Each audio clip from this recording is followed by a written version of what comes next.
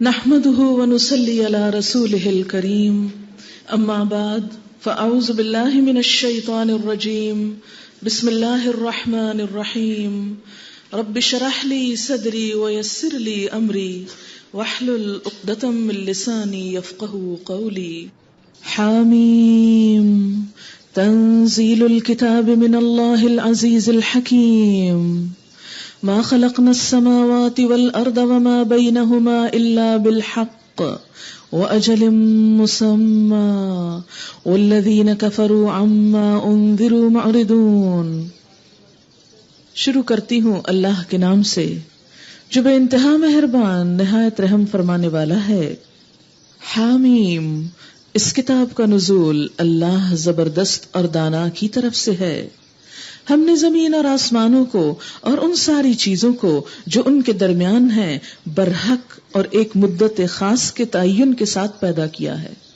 یعنی ہر چیز بامقصد ہے، اور نمبر 2 ایک خاص وقت تک کے لیے ہے، ہمیشہ کے لیے نہیں ہے. مگر یہ کافر لوگ اس حقیقت سے منہ موڑے ہوئے ہیں جس سے ان کو خبردار کیا گیا ہے. اے نبی صلی اللہ علیہ وسلم، ان سے کہیے کبھی تم نے آنکھیں کھول کر بھی دیکھا کہ وہ ہستیاں ہیں کیا جنہیں تم خدا کو چھوڑ کر پکارتے ہو؟ ذرا مجھے دکھاؤ تو صحیح کہ زمین میں انہوں نے کیا پیدا کیا ہے، یا آسمانوں کی تخلیق اور تدبیر میں ان کا کیا حصہ ہے. اس سے پہلے آئی ہوئی کوئی کتاب یا علم کا کوئی بقیہ نشان ان عقائد کے ثبوت میں تمہارے پاس ہو تو وہی لے آؤ اگر تم سچے ہو. یعنی واضح علمی دلیل لاؤ جس میں شرک کی کوئی سند پائی جاتی ہو. آخر اس شخص سے زیادہ بہکا ہوا انسان اور کون ہوگا جو اللہ کو چھوڑ کر ان کو پکارے جو قیامت تک اسے جواب نہیں دے سکتے. قیامت تک اسے جواب نہیں دے سکتے. وَهُمْ عَنْ دُعَائِهِمْ غَافِلُونَ، بلکہ وہ اس سے بھی بے خبر ہیں کہ پکارنے والے ان کو پکار رہے ہیں. آپ دیکھیں کہ اس سے مراد کون ہو سکتے ہیں کہ جنہیں لوگ اللہ کو چھوڑ کر پکارتے ہیں، جن سے مانگتے ہیں یا جن کے پاس اپنی فریادیں لے کر جاتے ہیں. اس میں ایک تو پتھر اور لکڑی کے بت ہو سکتے ہیں جن کے آگے مندروں میں کھڑے ہو کر لوگ ہاتھ جوڑتے ہیں، دعائیں مانگتے ہیں، زاریاں کرتے ہیں، ان کے نام کے چڑھاوے چڑھاتے ہیں. اور دوسرے مرے ہوئے انسان ہو سکتے ہیں، کیونکہ مرے ہوئے انسان مرنے کے بعد ایک دوسری دنیا میں چلے جاتے ہیں، خواہ کوئی نیک ہو یا کوئی اور ہو، سب ایک دوسری دنیا میں چلے گئے. اب آپ دیکھیں کہ ان پر جو گزر رہی ہے، وہ جس حال میں ہے، کیا وہ ہم کو معلوم ہے؟ ان کے ساتھ کیا معاملہ ہو رہا ہے؟ وہ جنت میں ہیں، جنت کے کس درجے پر ہیں، کس گھر میں رہتے ہیں، کس حال میں رہتے ہیں، قبر میں ان کے ساتھ کیا معاملہ ہو رہا ہے؟ کیا ہمارے پاس کوئی ایسا ذریعہ ہے کہ ہم جانیں ان کا کیا حال ہے، حالانکہ ہم زندہ ہیں؟ تو جب ہم زندہ ہوتے ہوئے ان مرے ہوئوں کا حال نہیں جانتے تو وہ مرنے کے بعد ہمارے دلوں کا حال کیسے جان لیتے ہیں؟ یہ تو عقل میں بھی نہیں آتی بات. تو اللہ تعالیٰ فرماتے ہیں کہ جو شخص اللہ کو چھوڑ کر کسی دوسرے کو، سب بیچ میں آ گئے، گن گن کے نہیں بتایا گیا، قیامت تک جو جس کو بھی پکارے اللہ کو چھوڑ کر. فرمایا ومن اضل، اس سے بڑا گمراہ کون ہے، ممن یدعو من دون اللہ، دون اللہ کا لفظ قابل غور ہے، جو پکارتا ہے اللہ کو چھوڑ کر، خواہ وہ کوئی بھی ہو، کوئی پیغمبر ہو، کوئی ولی ہو، کوئی نیک بزرگ ہو، کوئی صاحب کرامت انسان ہو، کوئی بھی، کوئی فرشتہ ہو، کوئی بھی ہو، جو بھی اللہ کو چھوڑ کر دوسروں کے پاس اپنی حاجات لے کر جاتے ہیں، ان سے فریادیں کرتے ہیں، ان کو غوث اعظم کہتے ہیں، ان کو داتا مانتے ہیں. داتا کا کیا مطلب ہے؟ دینے والا. اور غوث اعظم سب سے بڑا فریاد سننے والا. فرمایا من لا یستجیب لہ الی یوم القیامہ، جو قیامت تک جواب نہیں دے سکتے. وہم، اور وہ سب، وہ ہم جو جمع کا صیغہ ہے، عن دعائہم غافلون، ان کی دعاؤں سے بھی غافل ہے. ان کو یہ بھی نہیں پتا کہ ہمیں کون کون پکار رہا ہے. بالکل ایسے ہی اگر آپ سو رہے ہوں اور آپ کا بچہ آپ کو آوازیں دے یا باہر سے نوک کر رہا ہو اور اندر سے کوئی جواب نہ ملے تو کیوں ہوا ایسے؟ اس لیے کہ آپ سو رہے تھے، آپ کو پتہ ہی نہیں. تو اگر سوتے ہوئے آپ کسی کو جواب نہیں دے سکتے تو مرنے کے بعد کوئی کیسے بول سکتا ہے؟ اس کو کیسے پتا چل جاتا ہے مرنے کے بعد کہ کوئی آیا ہے میرے پاس اور مجھ سے کچھ کہہ رہا ہے؟ وَإِذَا حُشِرَ النَّاسُ كَانُوا لَهُمْ أَعْدَاءً، اور جب تمام انسان جمع کیے جائیں گے اس وقت وہ اپنے پکارنے والوں کے دشمن اور ان کی عبادت کے منکر ہوں گے. اللہ کے نیک بندے جو اللہ کے عبادت کرنے میں ساری زندگی بسر کر گئے وہ تو ایسے لوگوں کے دشمن الٹا بن جائیں گے. تمہیں کس نے کہا تھا کہ ہمیں اللہ کے برابر قرار دو؟ ان لوگوں کو جب ہماری صاف صاف آیات سنائی جاتی ہیں اور حق ان کے سامنے آ جاتا ہے تو یہ کافر لوگ اس کے متعلق کہتے ہیں کہ یہ تو کھلا جادو ہے. کیا ان کا کہنا یہ ہے کہ رسول نے اسے خود گھڑ لیا ہے؟ ان سے کہو اگر میں نے اسے خود گھڑ لیا ہے تو تم مجھے خدا کی پکڑ سے کچھ بھی نہ بچا سکو گے. جو باتیں تم بناتے ہو اللہ ان کو خوب جانتا ہے. میرے اور تمہارے درمیان وہی گواہی دینے کے لیے کافی ہے اور وہ بڑا درگزر کرنے والا اور رحیم ہے. ان سے کہو میں کوئی نرارا رسول تو نہیں ہوں، کوئی نیا رسول تو نہیں ہوں، انوکھا تو نہیں ہوں. میں نہیں جانتا کہ کل تمہارے ساتھ کیا ہونا ہے اور میرے ساتھ کیا. یعنی نبی صلی اللہ علیہ وسلم سے کہلوایا گیا کہ آپ ان کو بتا دیجئے کہ مجھے تو اپنا فیوچر بھی نہیں پتا، مجھ سے غیب کی خبریں کیوں پوچھتے ہو؟ میں تو صرف اس وحی کی پیروی کرتا ہوں جو میرے پاس بھیجی جاتی ہے. اب دیکھیں کہ نبی صلی اللہ علیہ وسلم نے تو کبھی کسی کے اوپر ایسے فتوے نہیں لگائے تھے فلاں جہنمی اور فلاں جنتی ہے، لیکن آج کل ہمارے یہاں یہ بات کتنی عام ہو گئی. ہمیں بھی اس سے بچنا چاہیے کیونکہ آپ سے کہلوایا گیا کہ آپ بتا دیجئے میں نہیں جانتا میرے ساتھ کیا ہوگا اور تمہارے ساتھ کیا ہوگا، اور میں ایک صاف صاف خبردار کر دینے والے کے سوا اور کچھ نہیں ہوں. اے نبی صلی اللہ علیہ وسلم ان سے کہیے کبھی تم نے سوچا بھی کہ اگر یہ کلام اللہ ہی کی طرف سے ہوا اور تم نے اس کا انکار کر دیا تو کیا انجام ہوگا؟ اور اس جیسے ایک کلام پر تو بنی اسرائیل کا ایک گواہ شہادت بھی دے چکا ہے، وہ ایمان لے آیا اور تم اپنے گھمنڈ میں پڑے رہے. ایسے ظالموں کو اللہ ہدایت نہیں دیا کرتا. جن لوگوں نے ماننے سے انکار کر دیا ہے وہ ایمان لانے والوں کے بارے میں کہتے ہیں کہ اگر اس کتاب کو مان لینا کوئی اچھا کام ہوتا تو یہ لوگ اس معاملے میں ہم سے سبقت نہ لے جا سکتے تھے. چونکہ انہوں نے اس سے ہدایت نہ پائی اس لیے اب یہ ضرور کہیں گے کہ یہ تو پرانا جھوٹ ہے. حالانکہ اس سے پہلے موسیٰ علیہ السلام کی کتاب رہنما اور رحمت بن کر آ چکی ہے اور یہ کتاب اس کی تصدیق کرنے والی زبان عربی میں آئی ہے تاکہ ظالموں کو متنبہ کر دے اور نیک روش اختیار کرنے والوں کو بشارت دے دے.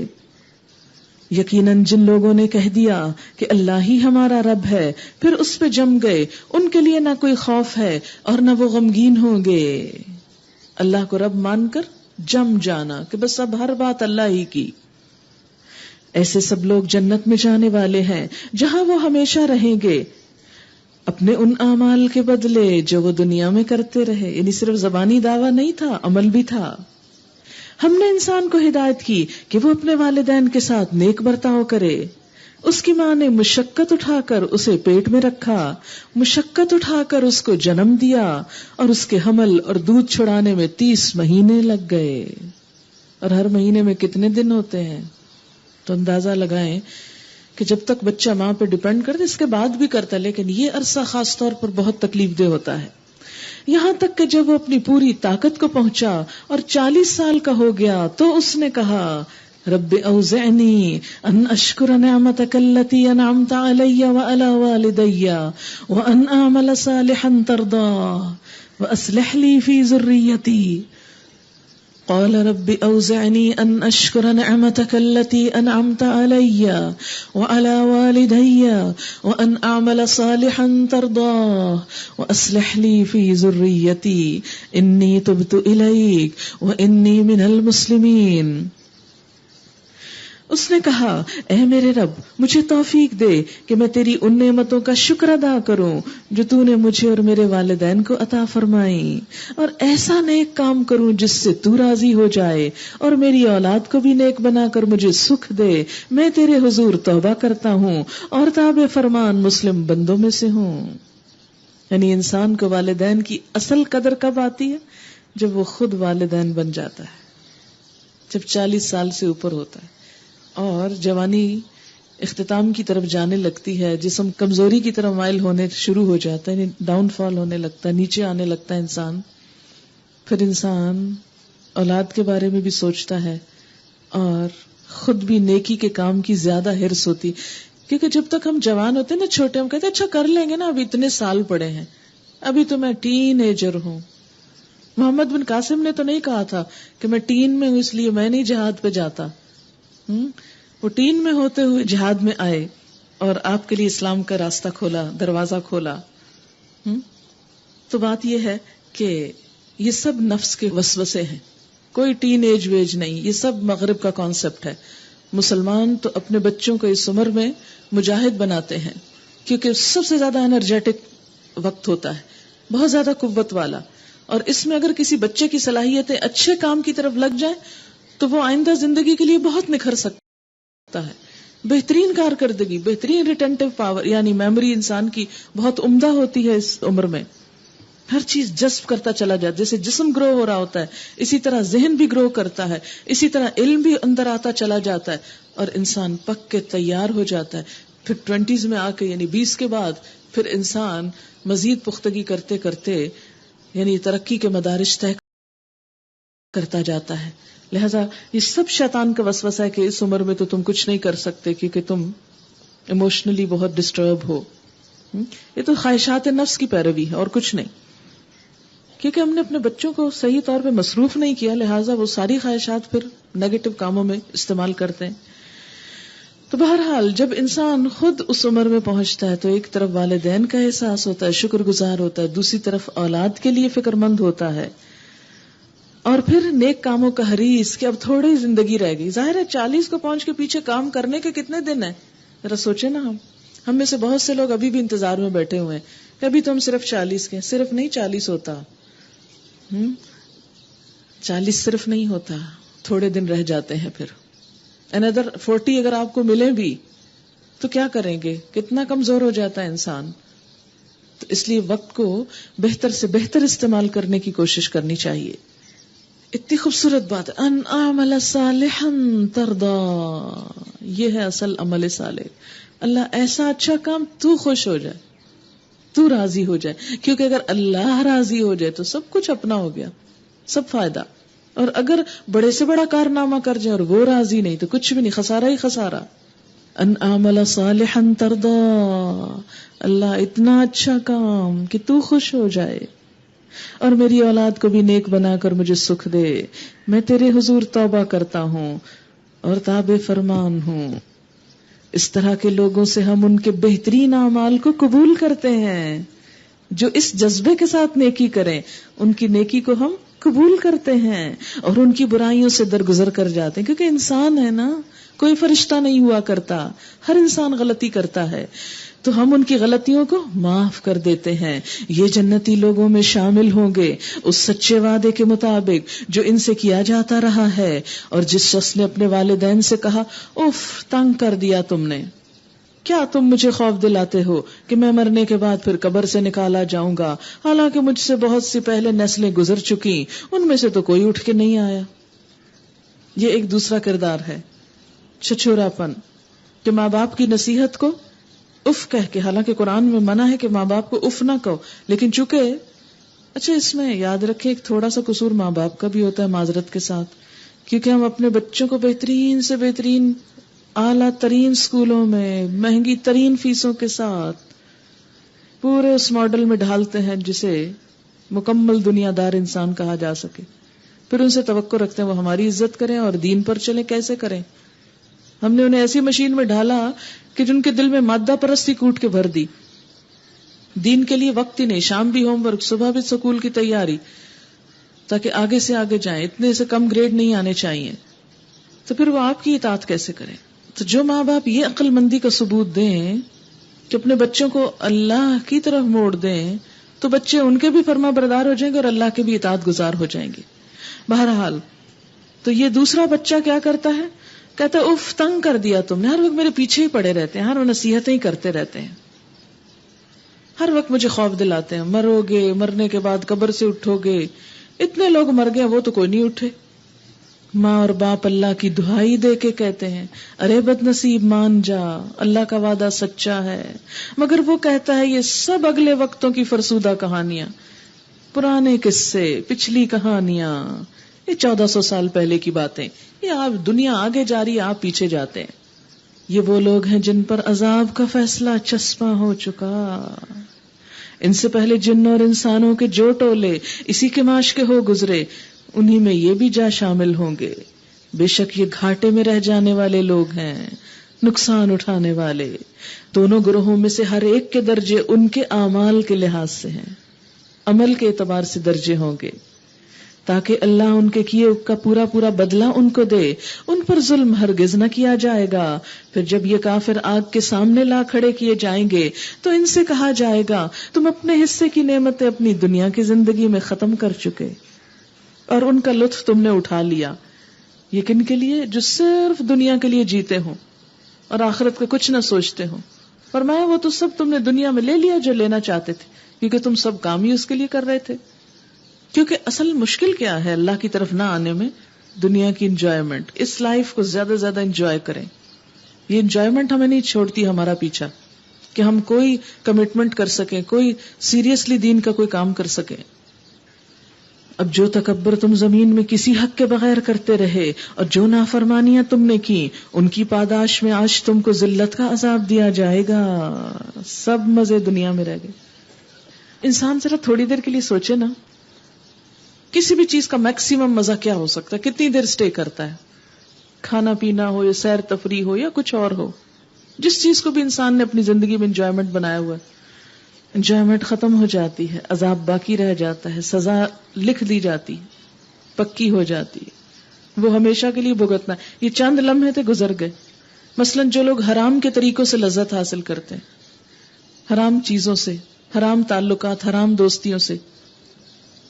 ظاہر ہے ایک مرد اور عورت کی دوستی شادی کے بغیر حرام ہے، لیکن بڑا لطف ہے اس میں. جو لوگ انوالو ہیں چھوڑ ہی نہیں سکتے. کیا ہے؟ کتنے دن کی ہے یہ ساری لذت، اس کے بعد کیا ہے؟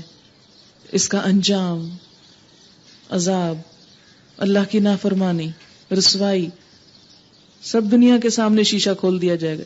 یہ دیکھو کیا کر رہے تھے، چھپ چھپ کے کر رہے تھے، لیکن یہ ہے. اس کے آگے ہم پردہ نہیں ڈال سکتے، کچھ نہیں کر سکیں گے. انتہائی بے بسی ہوگی انسان کی. تو بات یہ ہے کہ انسان چند لمحوں کی لذت، چند لمحوں کی خوشی کے لیے اپنی آخرت برباد کر ڈالے. کتنی حماقت ہے، کس قدر احمقانہ سودا ہے. تم اپنے حصے کی نعمتیں اپنی دنیا کی زندگی میں ختم کر چکے اور ان کا لطف تم نے اٹھا لیا. اب جو تکبر تم زمین میں کسی حق کے بغیر کرتے رہے، جو نافرمانیاں تم نے کی، ان کی پاداش میں آج تم کو ذلت کا عذاب دیا جائے گا. ذرا انہیں عاد کے بھائی ہود کا قصہ سناؤ علیہ السلام، جبکہ اس نے احقاف میں اپنی قوم کو خبردار کیا، اور ایسے خبردار کرنے والے اس سے پہلے بھی گزر چکے تھے اور اس کے بعد بھی آتے رہے کہ اللہ کے سوا کسی کی بندگی نہ کرو، مجھے تمہارے حق میں ایک بڑے ہولناک دن کے عذاب کا اندیشہ ہے. انہوں نے کہا کیا تو اس لیے آیا ہے کہ ہمیں بہکا کر ہمارے معبودوں سے برگشتہ کر دے؟ اچھا تو لے آ اپنا وہ عذاب جس سے تو ہمیں ڈراتا ہے، اگر واقعی تو سچا ہے. اس نے کہا اس کا علم تو اللہ کو ہے، میں صرف وہ پیغام تمہیں پہنچا رہا ہوں جسے دے کر مجھے بھیجا گیا ہے، مگر میں دیکھ رہا ہوں کہ تم لوگ جہالت برت رہے ہو. پھر جب انہوں نے اس عذاب کو اپنی وادیوں کی طرف آتے دیکھا تو کہنے لگے یہ بادل ہے جو ہم کو سیراب کر دے گا. اس عذاب کو بادل کی شکل میں بھیجا گیا تھا. جب ساری قوم بادل کے نیچے آ گئی، بادل سے آگ برسنے لگی. نہیں، بلکہ یہ وہی چیز ہے جس کے لیے تم جلدی مچا رہے تھے. یہ ہوا کا طوفان ہے جس میں دردناک عذاب چلا رہا ہے. اپنے رب کے حکم سے ہر چیز کو تباہ کر ڈالے گا. آخرکار ان کا حال یہ ہوا کہ ان کے رہنے کی جگہوں کے سوا وہاں کچھ نظر نہ آتا تھا. آپ کو پتہ ہے نیوٹرون بم کے گرنے سے بھی ایسی ہوا چلے گی کہ جس سے تمام جاندار مر جائیں گے اور عمارتوں کو کوئی نقصان نہ پہنچے گا. یہ آج کے دور میں ایک عذاب کی شکل ہے. کئی ہزار سال پہلے اس قوم کو ایسا ہی عذاب دیا گیا، عمارتیں ساری بچ گئیں، سارے جاندار مر گئے، ختم. کیونکہ وہ خاص قسم کی ریز ہوتی ہیں جو آکسیجن کو ختم کر دیتی ہیں، سب دم گھٹ کے مر جاتے. آخرکار ان کا یہ حال ہوا کہ ان کے رہنے کی جگہوں کے سوا وہاں کچھ نظر نہ آتا تھا. اس طرح ہم مجرموں کو بدلہ دیا کرتے ہیں. ان کو ہم نے جو کچھ دیا تھا وہ تم لوگوں کو نہیں دیا. ان کو ہم نے کان، آنکھیں اور دل سب کچھ دے رکھے تھے، مگر وہ کان ان کے کسی کام نہ آئے، نہ آنکھیں نہ دل، کیونکہ وہ اللہ کی آیات کا انکار کرتے تھے. اب دیکھیں آج ہمارے پاس بھی کان، آنکھ، دل ہے، لیکن ہم ان کو اللہ کی آیات کے لیے استعمال نہیں کرتے. پڑھتے بھی ہیں، کتنی تلاوت ہوتی ہے ہمارے ہاں، دل میں نہیں جاتا کچھ. سنتے ہیں، دل میں نہیں اترتا. لہذا عمل کہاں سے بدلے؟ عمل جب بدلتا ہے جب دل بدلتا ہے. اور اسی چیز کے پھیر میں وہ آ گئے جس کا وہ مذاق اڑاتے تھے. تمہارے گرد و پیش کے علاقوں میں بہت سی بستیوں کو ہم ہلاک کر چکے ہیں. ہم نے اپنی آیات بھیج کر بار بار طرح طرح سے ان کو سمجھایا، شاید کہ وہ باز آ جائیں. پھر کیوں نہ ان ہستیوں نے ان کی مدد کی جنہیں اللہ کو چھوڑ کر انہوں نے تقرب اللہ کا ذریعہ سمجھتے ہوئے معبود بنا لیا تھا. اللہ تعالیٰ پوچھتے ہیں کہ جن ہستیوں کا یہ وسیلہ لیتے تھے، سہارا لیتے تھے، وسیلہ اصل میں کیا ہے؟ سہارا. سہارا سمجھتے تھے جن کو، وہ کدھر گئے؟ ان کے کام کیوں نہیں آ رہے؟ اب جنہیں اللہ کو چھوڑ کر انہوں نے تقرب اللہ کا ذریعہ سمجھتے ہوئے معبود بنا لیا، بلکہ وہ تو ان سے کھوئے گئے، گم ہو گئے. اور یہ تھا ان کے جھوٹ اور بناوٹی عقیدوں کا انجام جو انہوں نے گھڑ رکھے تھے، خود ساختہ عقائد. فلاں چھڑا لے گا، فلاں بچا لے گا. فرمایا کدھر ہیں بچانے والے؟ کوئی بھی نہیں آیا. اس لیے دنیا میں کبھی بھی عمل کو یہ کہہ کے، یہ سوچ کے نہ چھوڑے رکھیں کہ میرا فلاں میرے کام آ جائے گا. مثلاً آپ دیکھیں، ذرا تھوڑی دیر کے لیے سوچیں، ایک شخص سخت بد پرہیزی کرے، ہر غلط چیز کھائے، یہ سوچ کے کہ میرا فلاں رشتہ دار بہت صحت مند ہے، وہ میرے کام آئے گا. آئے گا؟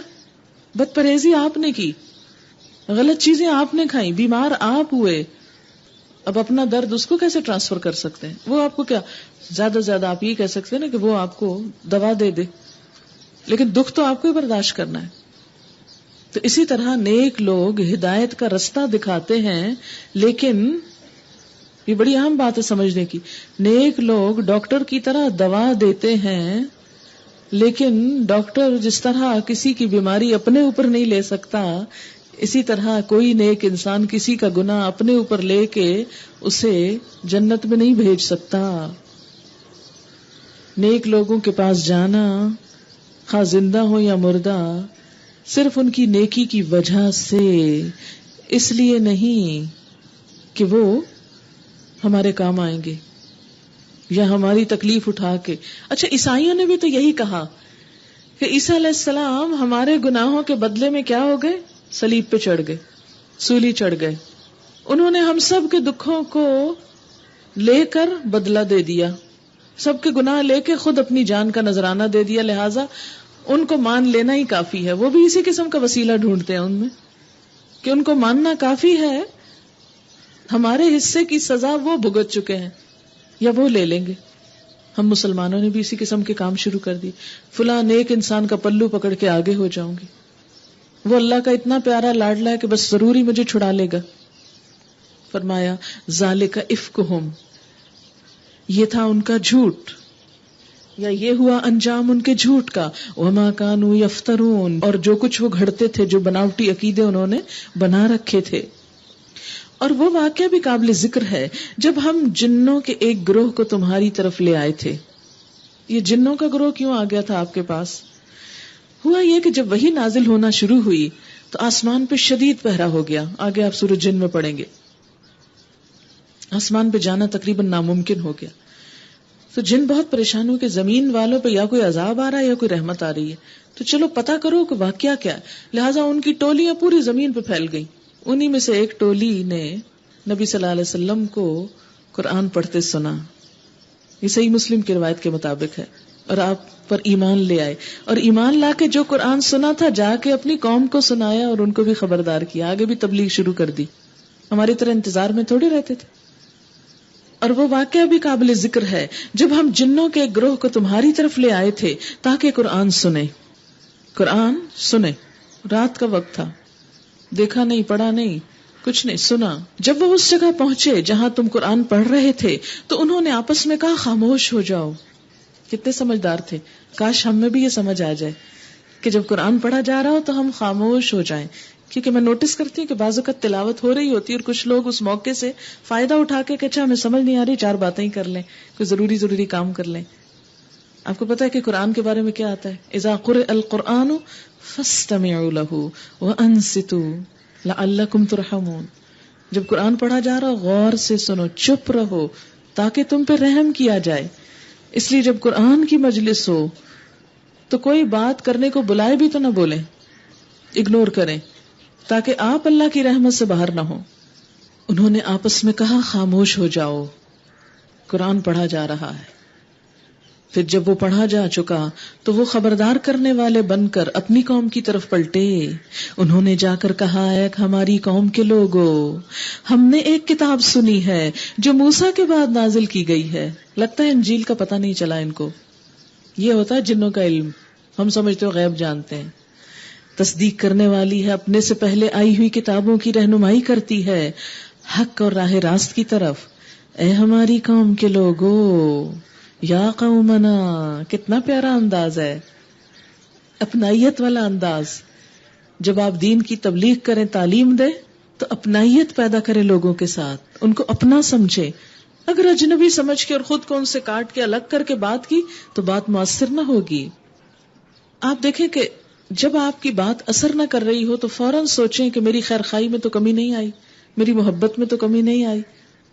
اور آپ اس وقت آواز اونچی کرنے کی بجائے، چیخنے چلانے کی بجائے دل کو ٹٹول کے محبت میں ذرا ڈوز میں اضافہ کر دیں، سوز میں اضافہ کر دیں، بات خود ہی اثر کرنے لگے گی. لیکن ہم عموماً اندر کی بجائے باہر پر زیادہ زور دیتے ہیں، ہمیں مشکل ہو جاتی ہے. اے ہماری قوم کے لوگو، اللہ کی طرف بلانے والے کی دعوت قبول کر لو اور اس پر ایمان لے آؤ. اللہ تمہارے گناہوں سے درگزر فرمائے گا اور تمہیں عذاب علیم سے بچا دے گا.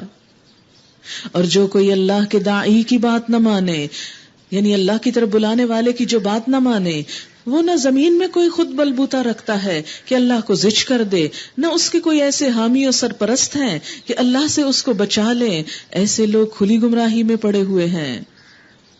اور کیا ان لوگوں کو یہ سجھائی نہیں دیتا کہ جس خدا نے یہ زمین اور آسمان پیدا کیے اور ان کو بناتے ہوئے جو نہ تھکا، وہ ضرور اس پہ قادر ہے کہ مردوں کو جلا اٹھائے. کیوں نہیں، یقیناً وہ ہر چیز کی قدرت رکھتا ہے. جس روز یہ کافر آگ کے سامنے لائے جائیں گے، اس وقت ان سے پوچھا جائے گا کیا یہ حق نہیں، یہ سچی بات نہ تھی؟ یہ کہیں گے ہاں ہمارے رب کی قسم یہ واقعی حق ہے. اللہ فرمائے گا اچھا تو عذاب کا مزہ چکھو اپنے اس انکار کی پاداش میں جو تم کرتے رہے تھے. پس اے نبی صلی اللہ علیہ وسلم صبر کرو جس طرح اولو العزم رسولوں نے صبر کیا ہے، اور ان کے معاملے میں جلدی نہ کرو. یعنی بتاؤ لیکن ریزلٹس جلدی ایکسپیکٹ نہ کرو. یعنی عموماً کیا ہوتا ہے کہ جب انسان کسی کو کوئی اچھی بات بتاتا ہے تو پھر اس کا کیا دل چاہتا ہے کہ اگلے ہی لمحے وہ بندہ بس وہی کر لے جو کہا ہے، اور نہیں کیا تو ہماری بے عزتی. نہیں، ایسی کوئی بات نہیں. آپ دیکھیں جب آپ بیج ڈالتے ہیں اور اگلے دن جا کے آپ کہیں کہ وہ درخت کیوں نہیں لگا، تو یہ ایک بچگانہ بات ہوگی نا، بچوں والی. اگر بچوں کو کبھی آپ یہ کام کروائیں بیج اگانے وغیرہ کا تو وہ رونا شروع کر دیتے کہ ہمارا ابھی درخت نکل نہیں رہا اس میں سے، اور نکل کے جلدی سے بڑا ہو جائے، نہیں تو اس کو ہم ذرا کھینچ کے بڑا کرتے ہیں. ان کے معاملے میں جلدی نہ کرو. جس روز یہ لوگ اس چیز کو دیکھ لیں گے جس کا انہیں خوف دلایا جا رہا ہے تو انہیں یوں معلوم ہوگا کہ جیسے دنیا میں دن کی ایک گھڑی سے زیادہ نہیں رہے. دنیا میں کتنا رہے، کیا لگے گا قیامت کے دن؟ ایک پہر، ایک گھڑی. ساعہ، بات پہنچا دی گئی. اب کیا نافرمان لوگوں کے سوا کوئی اور ہلاک ہوگا؟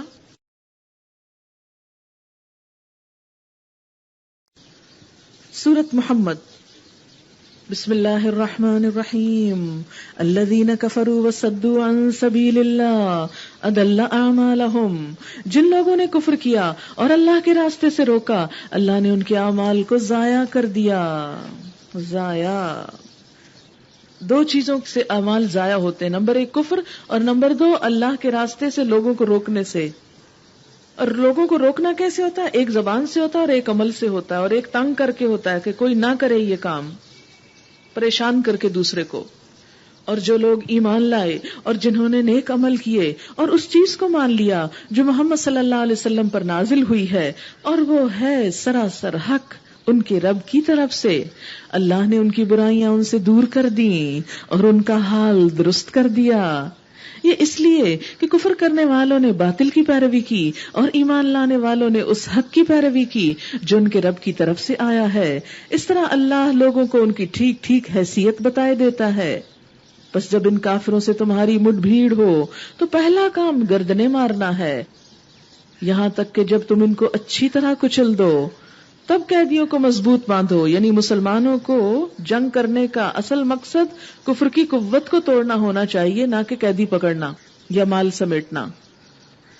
وہ کہتے ہیں نا کہ نہ مال غنیمت نہ کشور کشائی، شہادت ہے مطلوب و مقصود مومن. شہادت کے دو معنی، ایک تو حق کی گواہی اور دوسرا شہید ہونا، یعنی آخرت کی جزا. اس کے بعد تمہیں اختیار ہے احسان کرو یا فدیے کا معاملہ کر لو تاکہ لڑائی اپنے ہتھیار ڈال دے. یعنی قیدی پکڑ بھی لو تو بھی کیا کرو، یا احسان کے طور پہ چھوڑ دو یا فدیہ لے لو. اور فدیہ دو طرح سے ہو سکتا ہے، یا مال کی شکل میں یا کوئی خدمت کی شکل میں.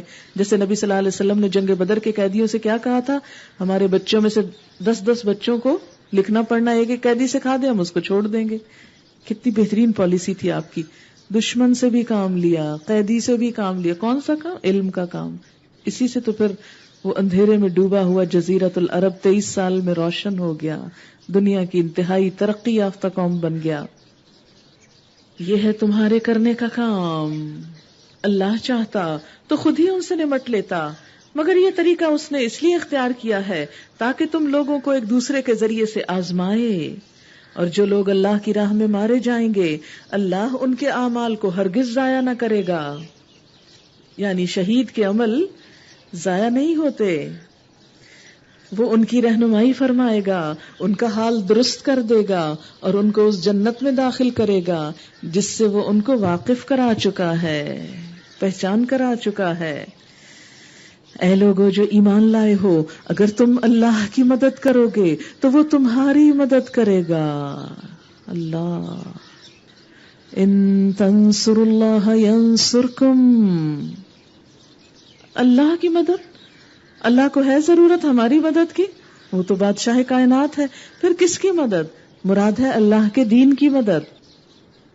اگر تم اللہ کے دین کے لیے کام کرو گے، اس کو پروان چڑھاؤ گے، اس کو طاقت دو گے، وہ تمہاری مدد کرے گا. دنیا میں بھی تمہارے کام سنوارے گا اور آخرت میں بھی. وَيُثَبِّتْ أَقْدَامَكُمْ، اور تمہارے قدم ثابت کر دے گا. یعنی دین کے مددگار بننے سے، دینی کام میں کمٹمنٹ کرنے سے انسان کو نیکی کے اندر استقامت آتی ہے، قدم اور جمتے ہیں. اور اگر انسان اللہ کے دین کا مددگار نہیں بنتا تو اپنا بھی دین پہ قائم رہنا مشکل ہو جاتا ہے. رہے وہ لوگ جنہوں نے کفر کیا تو ان کے لیے ہلاکت ہے، اور اللہ نے ان کے اعمال کو بھٹکا دیا ہے کیونکہ انہوں نے اس چیز کو ناپسند کیا جسے اللہ نے نازل کیا ہے، لہذا اللہ نے ان کے اعمال ضائع کر دیے. کیا وہ زمین میں چلے پھرے نہ تھے کہ ان لوگوں کا انجام دیکھتے جو ان سے پہلے گزر چکے ہیں؟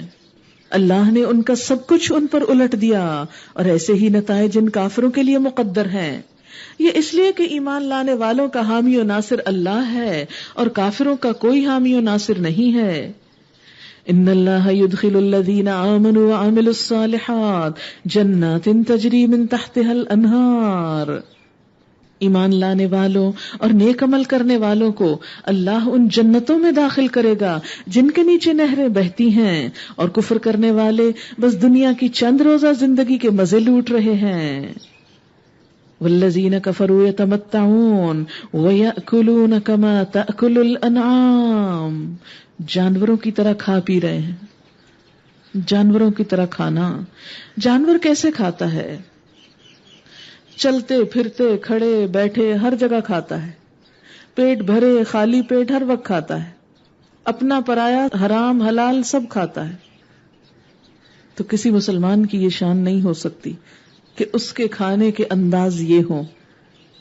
لیکن افسوس کہ ہم میں سے بہت سارے لوگ اللہ کے حکم سے کھانا پینا چھوڑ دیتے ہیں، لیکن جب افطار کا وقت ہوتا تو اللہ ہی کی نافرمانی کر کے کھڑے ہو کے کھاتے ہیں اور ہمیں اس کا احساس بھی نہیں ہوتا. پھر دائیں ہاتھ سے کھانے کا حکم ہے، ہمیں بائیں ہاتھ سے کھا کے زیادہ فخر محسوس ہوتا ہے کہ ہم ترقی یافتہ ہیں، ماڈرن ہیں.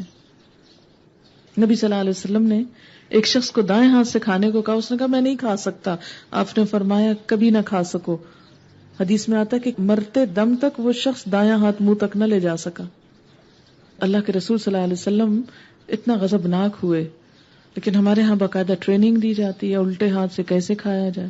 جن سکولوں میں ہم پڑھتے ہیں، بچوں کو پڑھاتے ہیں، پوری وہاں ٹریننگ دی جاتی، بالکل اپوزٹ اسلام کے خلاف. اور پھر اگر کہا جائے دائیں ہاتھ کے، کیا ریجڈ لوگ ہیں مولوی لوگ، بس ان کو تو یہی آتا ہے دائیں سے کھاؤ اور بیٹھ کے کھاؤ. اور یہ بات نہیں، ایک کلچر ہے پورا، ایک پہچان ہے.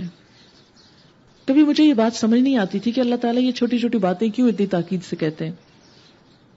ایک دفعہ مجھے ایک ایسی فلائٹ پہ جانے کا اتفاق ہوا جو ایک یورپین کنٹری سے دوسرے یورپین کنٹری میں جا رہی تھی. تو جو ان کی آپس میں انٹر یورپین فلائٹس ہوتی ہیں ان میں ڈرنکس بھی بہت اوپنلی سرو ہوتے ہیں، اور عموماً فلائٹس انہی لوگوں کی بھری بھی ہوتی. تو وہاں پر مجھے جب وہ کھانے کے لیے پوچھا انہوں نے، تو میں نے ان سے پوچھا حلال فوڈ ہے؟ انہوں نے کہا آپ نے آرڈر کیا تھا؟ ان کا میرا خیال نہیں تھا کیونکہ ہمیشہ ہوتی ہے. خیر جو کچھ وہ لائے اس میں سے کچھ کھانے کا نہیں تھا سوائے جوس کے. ہمارے ساتھ جو سیٹ پہ ادھر ادھر لوگ بیٹھے ہوئے تھے، تو اس وقت چونکہ میں کچھ کھا نہیں رہی تھی تو تھوڑا تھوڑا کنکھیوں سے میں جائزہ لے رہی تھی. تو میں دیکھ رہی تھی کہ یہی فرق ہے اس وقت میرے اور ان کے درمیان. میں ایک امت مسلمہ کے فرد کی حیثیت سے ریپرزینٹ کر رہی ہوں. اگر میں یہی کھاؤں جو یہ کھا رہے ہیں اور اسی طرح کھاؤں جیسے یہ کھا رہے ہیں تو میرے میں اور ان میں فرق کیا ہوا؟ خیر وہ نہیں کھایا جو اوروں نے کھایا، اس ہاتھ سے نہیں پیا جس سے اوروں نے پیا، وہ چیز نہیں پی جو انہوں نے پی. تو خیر جو سرو کر رہا تھا شخص وہ کہنے لگا کہ آپ کس ملک سے ہیں، آپ کا کیا ریلیجن ہے، آپ کیا کرتی ہیں. بہت سے سوال اس نے مجھ سے کیے. تو اس وقت مجھے خاموش اور تھوڑی سی زبانی تبلیغ کا بھی موقع ملا. تو میں سوچ رہی تھی اگر اس وقت میرے ناز انداز سب وہی ہوتے ان کی نکالی میں تو میں اپنے دین کی نمائندہ کیسے ہوتی.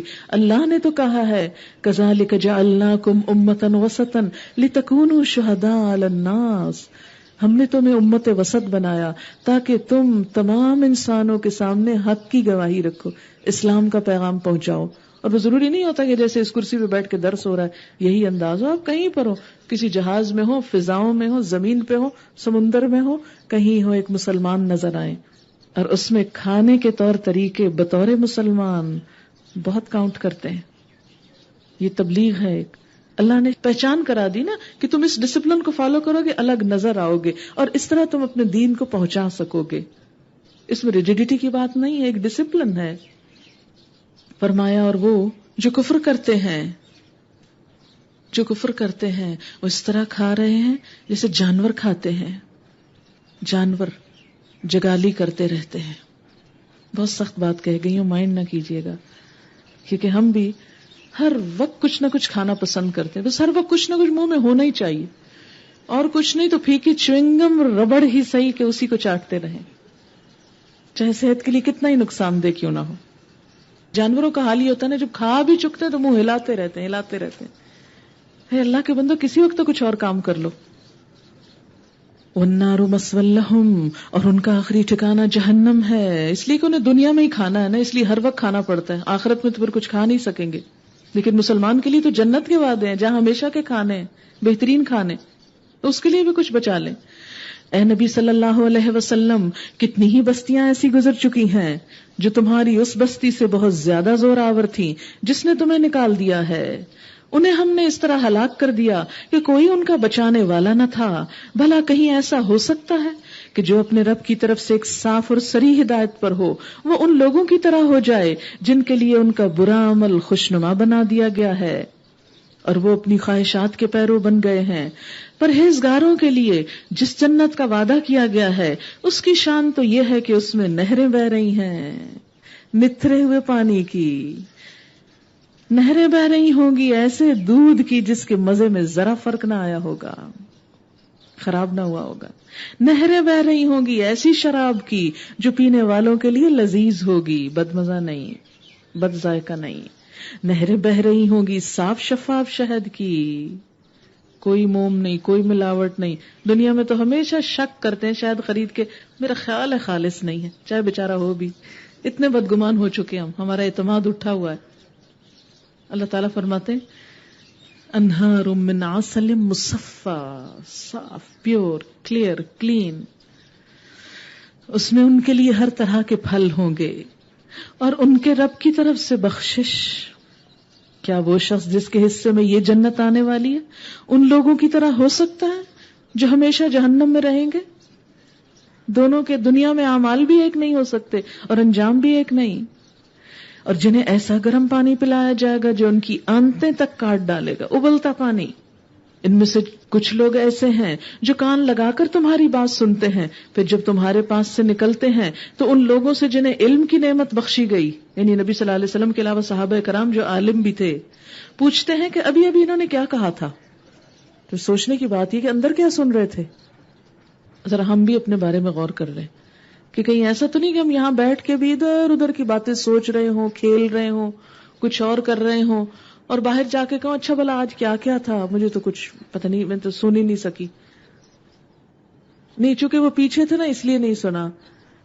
نہیں، پیچھے ہوں کہ آگے ہوں، جب ہم اللہ کی مجلس میں تو اللہ ہی کی طرف مائل رہیں.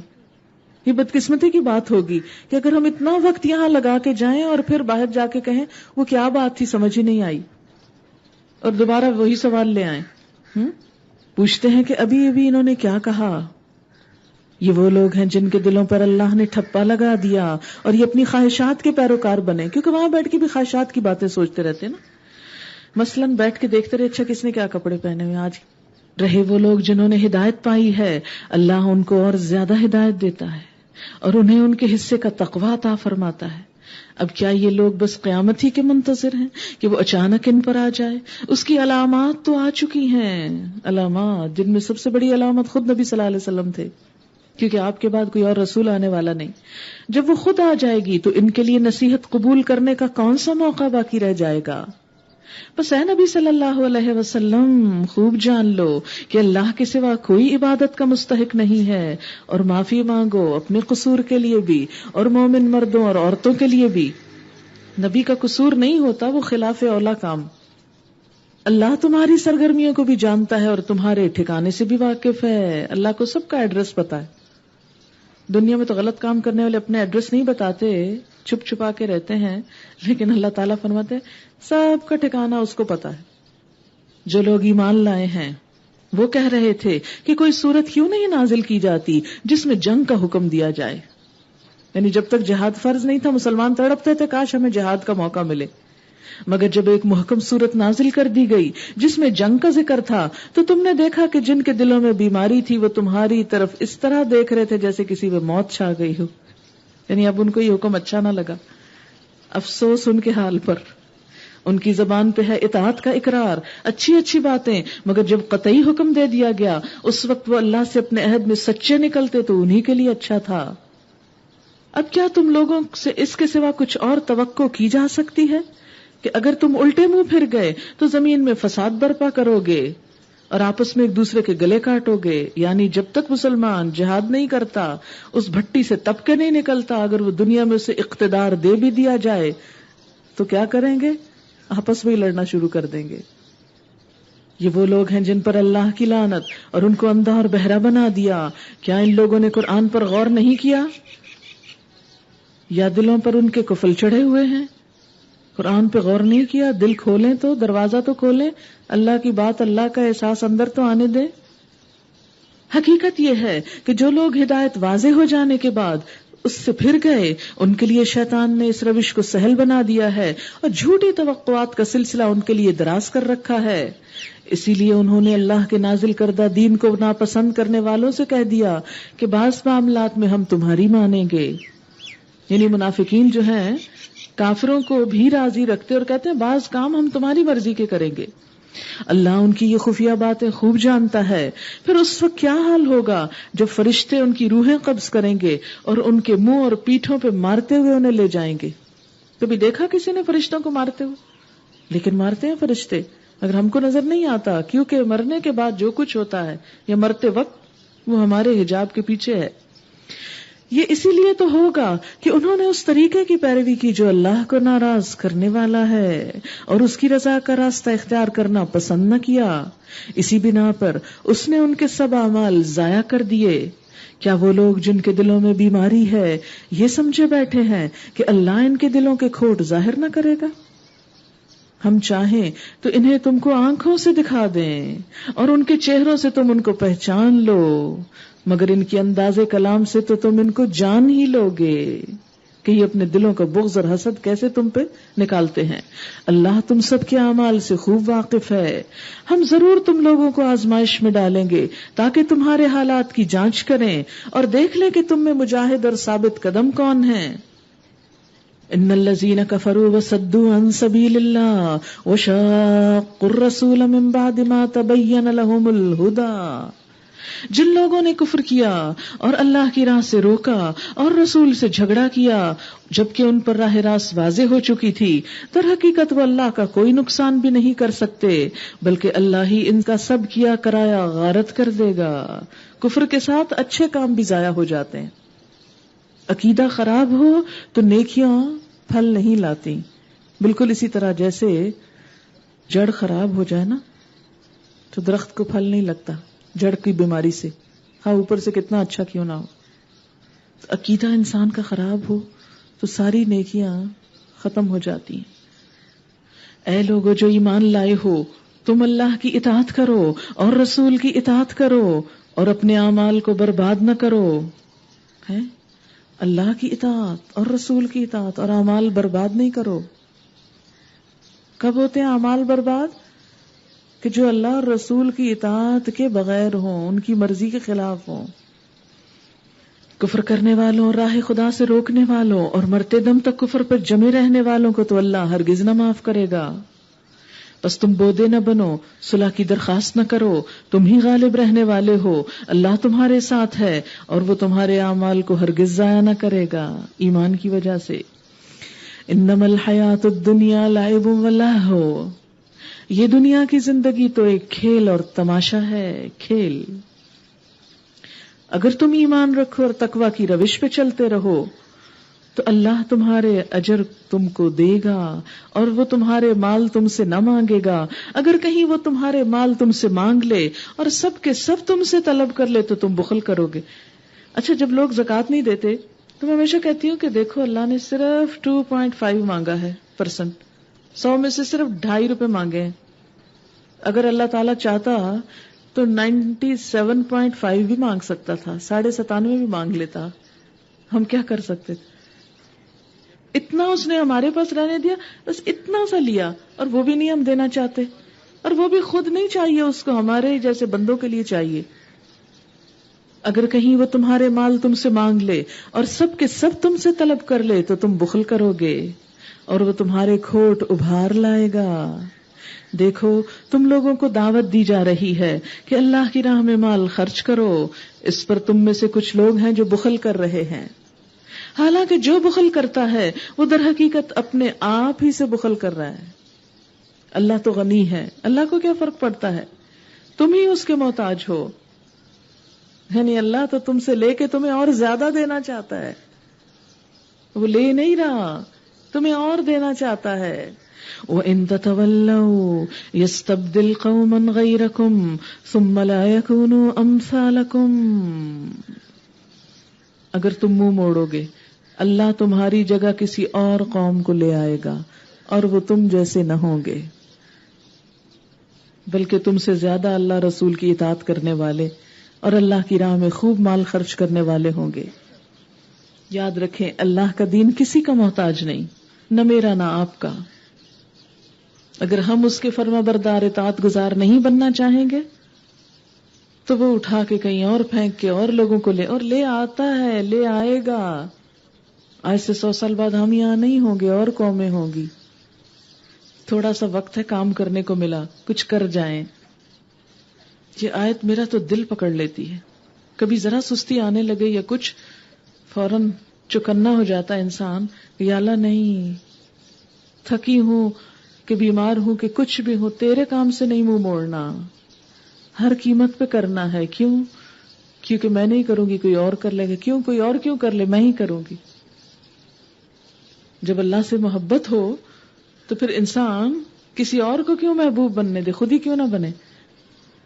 یہ خود غرضی کی بات نہیں کہ کسی اور کے لیے برا سوچا جا رہا ہے. اس سے مراد یہ ہے کہ جو شخص بھی دل سے اللہ کا کام کرنا چاہتا ہو وہ چانس ضائع نہیں کرتا، کوئی چانس نہیں ضائع جانے دیتا، ہر چانس اویل کرنا چاہتا ہے. اور ہمیشہ دعا مانگنی چاہیے، اللہ تو ہم سے کام لے لے، ہم سے کام لے، ہمیں اس قابل بنا کہ ہم تیرے دین کے لیے کچھ کر سکیں، اپنی جان سے، مال سے، وقت سے، علم سے، ہر چیز سے. سورۃ الفتح، جیسا کہ آپ جانتے ہیں کہ اس سورت کے بیک گراؤنڈ میں ایک تھوڑی تاریخی روایت ہے، اور وہ یہ کہ نبی صلی اللہ علیہ وسلم جب مدینہ میں چلے گئے تو مکہ جانا آنا بند ہو گیا. پھر آپ کو خواب آیا کہ آپ عمرہ کر رہے ہیں، آپ کے ساتھ صحابہ کرام بھی ہیں. آپ نے لوگوں کو اعلان کیا، 1400 صحابہ کا ایک قافلہ آپ کے ساتھ چل پڑا. مکہ کے قریب پہنچے تو اہل مکہ نے داخل نہ ہونے دیا، صلح حدیبیہ کے مقام پر رک گئے. بالآخر ایک معاہدہ لکھا گیا اور اس کی روح سے اگلے سال مسلمانوں کو آنے کی اجازت دی گئی اور اس سال واپس جانے کو کہا گیا. نبی صلی اللہ علیہ وسلم نے خواب دیکھا تھا اور سنایا تھا تو کچھ لوگوں کے دل میں شک پڑ گیا کہ یہ کیسا خواب تھا کہ جس میں آپ نے کہا تھا کہ ہم مسجد میں جائیں گے، عمرہ کریں گے، اور یہاں تو ہمیں واپس بھیجا جا رہا ہے. اور پھر ساتھ ہی اس معاہدے میں یہ بھی تھا کہ آئندہ کوئی مسلمان مکہ سے ہجرت بھی نہیں کر سکے گا، اور ہاں وہاں سے کوئی آنا چاہے تو آ جائے. اور اس طرح کی کچھ اور کڑی کڑی شرائط تھی جس میں بظاہر مسلمانوں کو شدید ذلت اور نقصان اور شکست کا احساس ہو رہا تھا، لیکن لوگوں کے سوچ اور خیال کے بالکل برعکس اللہ نے اسے فتح قرار دیا. مسلمان واپس بھیج دیے گئے، عمرہ نہ ہو سکا، اور ایسی شرائط کے ساتھ واپس گئے کہ جس میں انہیں اپنی بہت توہین محسوس ہو رہی تھی. حتیٰ کہ حضرت عمر جیسے انسان بھی اس موقع پہ لڑکھڑا گئے، یہ کیا ہوا ہمارے ساتھ. یاد رکھیں، بظاہر بعض اوقات ہماری آنکھیں جو کچھ دیکھتی ہیں وہ حقیقت نہیں ہوتی، حقیقت کچھ اور ہوتی. ایسے موقع پہ کیا کرنا چاہیے؟ اللہ کے فیصلوں کو قبول کر لینا چاہیے اور اسی میں خیر و بھلائی سمجھنی چاہیے. بعض اوقات انسان سوچتا ہے جیسے وہ ڈپرائیوڈ ہے، یعنی محروم ہے، اور اس کو چانس نہیں مل رہا، موقع نہیں مل رہا، اور شاید اللہ تعالیٰ اس سے تو کوئی دین کا کام لینا ہی نہیں چاہتا. دیکھیں لوگ کتنے آزاد ہیں، ان کو یہ بھی سہولت ہے، یہ بھی. ہمارے لیے تو کچھ بھی نہیں، ہم تو کچھ بھی نہ کر سکیں گے. نہیں، رات کے سکوت میں دن کا انتظار لازمی رہے. اور خاص طور پر اس صورت کی جو تعلیم ہے وہ یہ کہ جب دشمن بہت اگریسو ہو رہا ہو تو بسا اوقات اسے شکست دو. کس طرح؟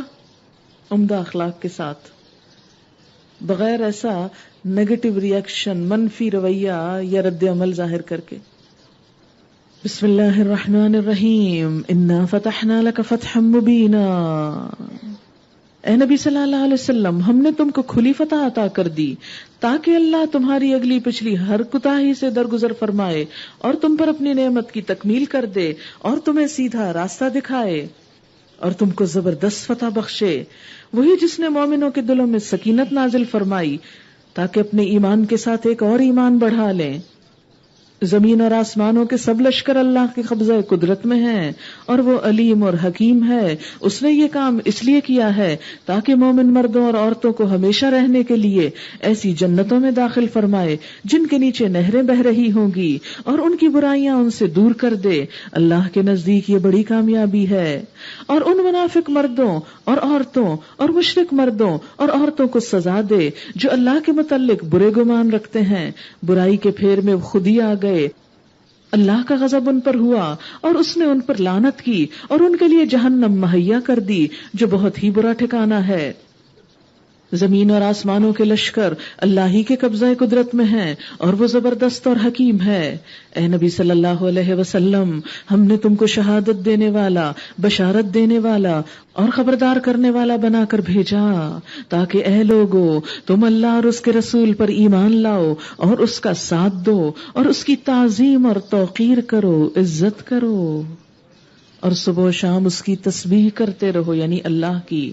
اے نبی صلی اللہ علیہ وسلم، جو لوگ تم سے بیعت کر رہے تھے وہ دراصل اللہ سے بیعت کر رہے تھے. ان کے ہاتھ پر اللہ کا ہاتھ تھا. اب وہ کہیں جی ہم تو نظر نہیں آیا، تو اس سے مراد اللہ کا ہاتھ یعنی اللہ کی تائید تھی، وہ وعدہ اللہ سے تھا ان کا. اب جو اس عہد کو توڑے گا اس کی عہد شکنی کا وبال اس کی اپنی ہی ذات پر ہوگا، اور جو اس عہد کو وفا کرے گا جو اس نے اللہ سے کیا ہے، اللہ ان قریب اس کو بڑا اجر عطا فرمائے گا. اے نبی صلی اللہ علیہ وسلم، بدوی عربوں میں سے جو لوگ پیچھے چھوڑ دیے گئے تھے اب وہ آ کر ضرور تم سے کہیں گے کہ ہمیں اپنے اموال اور بال بچوں کی فکر نے مشغول کر رکھا تھا، آپ ہمارے لیے مغفرت کی دعا فرمائیں. کئی لوگ خود کام نہیں کرتے، بس دوسروں کو دعا کا کہہ دیتے ہیں کہ دعا بھی خود نہ کرنی پڑے، وہ بھی کوئی کر دے. اور دوسرے کو کیا کہتے ہیں، بھئی ہم تو بڑے گناہگار ہیں. ابھی کیوں گناہگار ہو؟ نیک بننے کی کیوں نہ کوشش کرتے؟ اس کا یہ مطلب نہیں کہ ہم کہیں جی ہم بڑے نیک ہیں، یہ بھی کسی کو نہیں کہنا چاہیے. تو یہ بھی لوگوں کو کہنے کی ضرورت نہیں کہ ہم گناہگار ہیں، اللہ کے سامنے روئیں اور گڑ گڑائیں. یہ لوگ اپنی زبانوں سے وہ باتیں کہتے ہیں جو ان کے دلوں میں نہیں ہوتی. ان سے کہنا اچھا یہی بات ہے تو کون تمہارے معاملے میں اللہ کے فیصلے کو روک دینے کا کچھ بھی اختیار رکھتا ہے؟ اگر وہ تمہیں کوئی نقصان پہنچانا چاہے یا نفع بخشنا چاہے، تمہارے اعمال سے تو اللہ ہی باخبر ہے. مگر اصل بات وہ نہیں جو تم کہہ رہے ہو، بلکہ تم نے یوں سمجھا کہ رسول اور مومنین اپنے گھر والوں میں ہرگز پلٹ کر نہ آ سکیں گے، اور یہ خیال تمہارے دلوں کو بہت بھلا لگا اور تم نے بہت برے گمان کیے، اور تم سخت بدباطن لوگ ہو. اللہ اور اس کے رسول پر جو لوگ ایمان نہ رکھتے ہوں، ایسے کافروں کے لیے ہم نے بھڑکتی ہوئی آگ مہیا کر رکھی ہے. آسمان اور زمین کی بادشاہی کا مالک اللہ ہی ہے، جسے چاہے معاف کر دے، جسے چاہے سزا دے، اور وہ غفور الرحیم ہے. جب تم مال غنیمت حاصل کرنے کے لیے جانے لگو گے تو یہ پیچھے چھوڑ دیے جانے والے لوگ تم سے ضرور کہیں گے ہمیں بھی اپنے ساتھ چلنے دو. یہ چاہتے ہیں کہ اللہ کے فرمان کو بدل دیں. ان سے صاف کہہ دینا کہ تم ہرگز ہمارے ساتھ نہیں چل سکتے، اللہ پہلے ہی یہ فرما چکا ہے. یہ کہیں گے کہ نہیں، بلکہ تم لوگ ہم سے حسد کر رہے ہو، حالانکہ بات حسد کی نہیں، بلکہ یہ لوگ صحیح بات کو کم ہی سمجھتے ہیں. ان کے پیچھے چھوڑے جانے والے بدوی عربوں سے کہنا کہ انقریب تمہیں ایسے لوگوں سے لڑنے کے لیے بلایا جائے گا جو بڑے زور آور ہیں، تم کو ان سے جنگ کرنا ہوگی یا وہ مطیع ہو جائیں گے. اس وقت اگر تم نے حکم جہاد کی اطاعت کی تو اللہ تمہیں اچھا اجر دے گا، اور اگر تم پھر اسی طرح سے منہ موڑ گئے جس طرح پہلے منہ موڑ چکے ہو تو اللہ تم کو دردناک سزا دے گا. اگر اندھا اور لنگڑا اور مریض جہاد کے لیے نہ آئے تو کوئی حرج نہیں. یعنی جسمانی معذوری سے انسان پر کئی اعمال ساقط ہو جاتے ہیں. جو کوئی اللہ اور اس کے رسول کی اطاعت کرے گا اللہ اسے ان جنتوں میں داخل کرے گا جن کے نیچے نہریں بہ رہی ہوں گی، اور جو منہ پھیرے گا اسے وہ دردناک عذاب دے گا. لقد رضی اللہ عن المؤمنین اذ یبایعونک تحت الشجرہ، اللہ مومنوں سے خوش ہو گیا جب وہ درخت کے نیچے تم سے بیعت کر رہے تھے. ان کے دلوں کا حال اس کو معلوم تھا، اس لیے اس نے ان پر سکینت نازل فرمائی، ان کو انعام میں قریبی فتح بخشی، اور بہت سا مال غنیمت انہیں عطا کر دیا جسے وہ ان قریب حاصل کریں گے. اشارہ ہے خیبر کی طرف، اس کی فتح کی طرف. اللہ زبردست اور حکیم ہے. اللہ تم سے بکثرت اموال غنیمت کا وعدہ کرتا ہے جنہیں تم حاصل کرو گے فوری طور پر، تو یہ فتح اس نے تمہیں عطا کر دی اور لوگوں کے ہاتھ تمہارے خلاف اٹھنے سے روک دیے تاکہ یہ مومنوں کے لیے ایک نشانی بن جائے اور اللہ سیدھے راستے کی طرف تمہیں ہدایت بخشے. اس کے علاوہ دوسری اور غنیمتوں کا بھی وہ تم سے وعدہ کرتا ہے جن پر تم ابھی تک قادر نہیں ہوئے ہو. اللہ نے ان کو گھیر رکھا ہے، اللہ ہر چیز پر قادر ہے. اشارہ ہے فتح مکہ کی طرف. یہ کافر لوگ اگر اس وقت تم سے لڑ گئے ہوتے تو یقیناً پیٹ پھیر جاتے اور کوئی حامی و مددگار نہ پاتے. یہ اللہ کی سنت ہے جو پہلے سے چلی آ رہی ہے، اور تم اللہ کی سنت میں کوئی تبدیلی نہ پاؤ گے. وہی ہے جس نے مکہ کی وادی میں ان کے ہاتھ تم سے اور تمہارے ہاتھ ان سے روک دیے، حالانکہ وہ ان پر تمہیں غلبہ عطا کر چکا تھا، اور جو کچھ تم کر رہے تھے اللہ اسے دیکھ رہا تھا.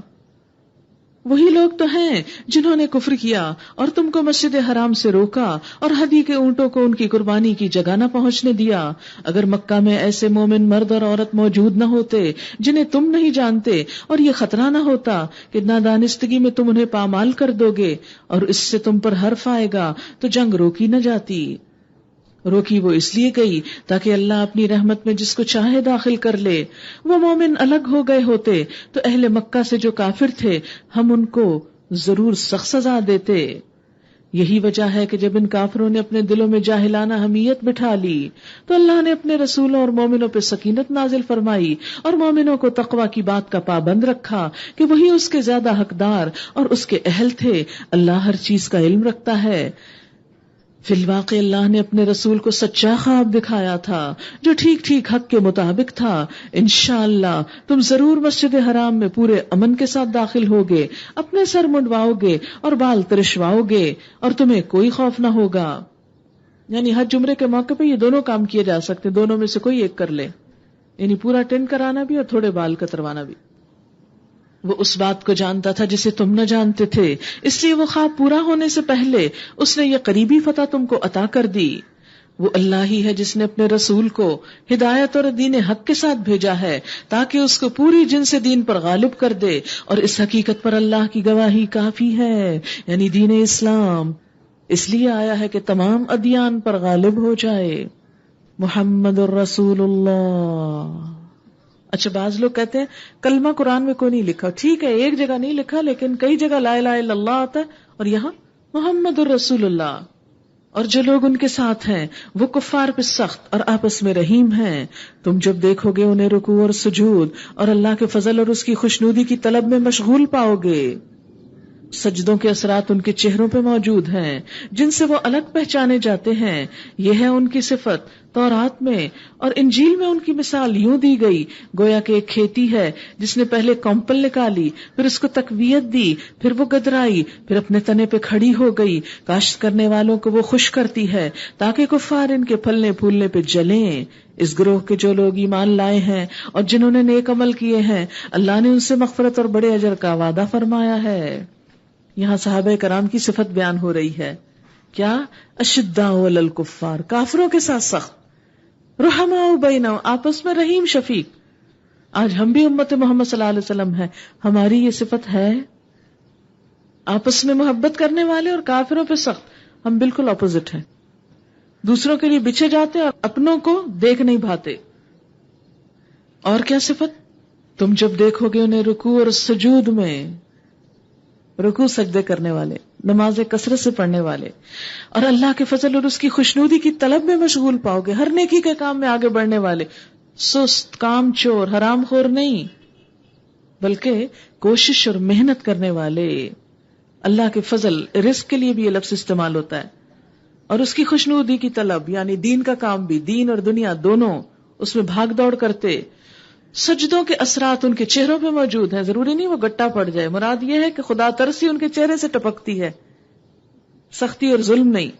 جن سے وہ الگ پہچانے جاتے ہیں, دوسروں میں وہ بالکل نمایاں نظر آتے ہیں. مسلمان کو اپنے اخلاق اور کردار سے بالکل الگ نظر آنا چاہیے. یہ ہے ان کی صفت تورات میں. اور انجیل میں کیا؟ گویا ایک کھیت ہے. نبی صلی اللہ علیہ وسلم نے یہ کھیت لگایا, پہلے بیج ڈالا, پھر اس میں چھوٹی سی کمپل آئی, پھر اس کو طاقت ملی, پھر وہ اور آگے بڑھ گئی, پھر اپنے تنے پہ کھڑی ہو گئی, اور ایک وقت آیا کہ صحابہ کرام کی فوج ایک بھرپور پکی ہوئی کھیت کی طرح تیار ہو گیا. کاشت کرنے والوں کو خوش کرتی ہے. نبی صلی اللہ علیہ وسلم ان کو دیکھ دیکھ کے نہال ہوتے تھے, اور دوسرے کافر جلتے کڑتے تھے. تو ایسے ہی لوگ, اس گروہ کے لوگ, یعنی ایسے کام کرنے والے لوگ جو ایمان لائے اور جنہوں نے نیک عمل کیے, اللہ نے ان سے مغفرت اور بڑے اجر کا وعدہ فرمایا ہے.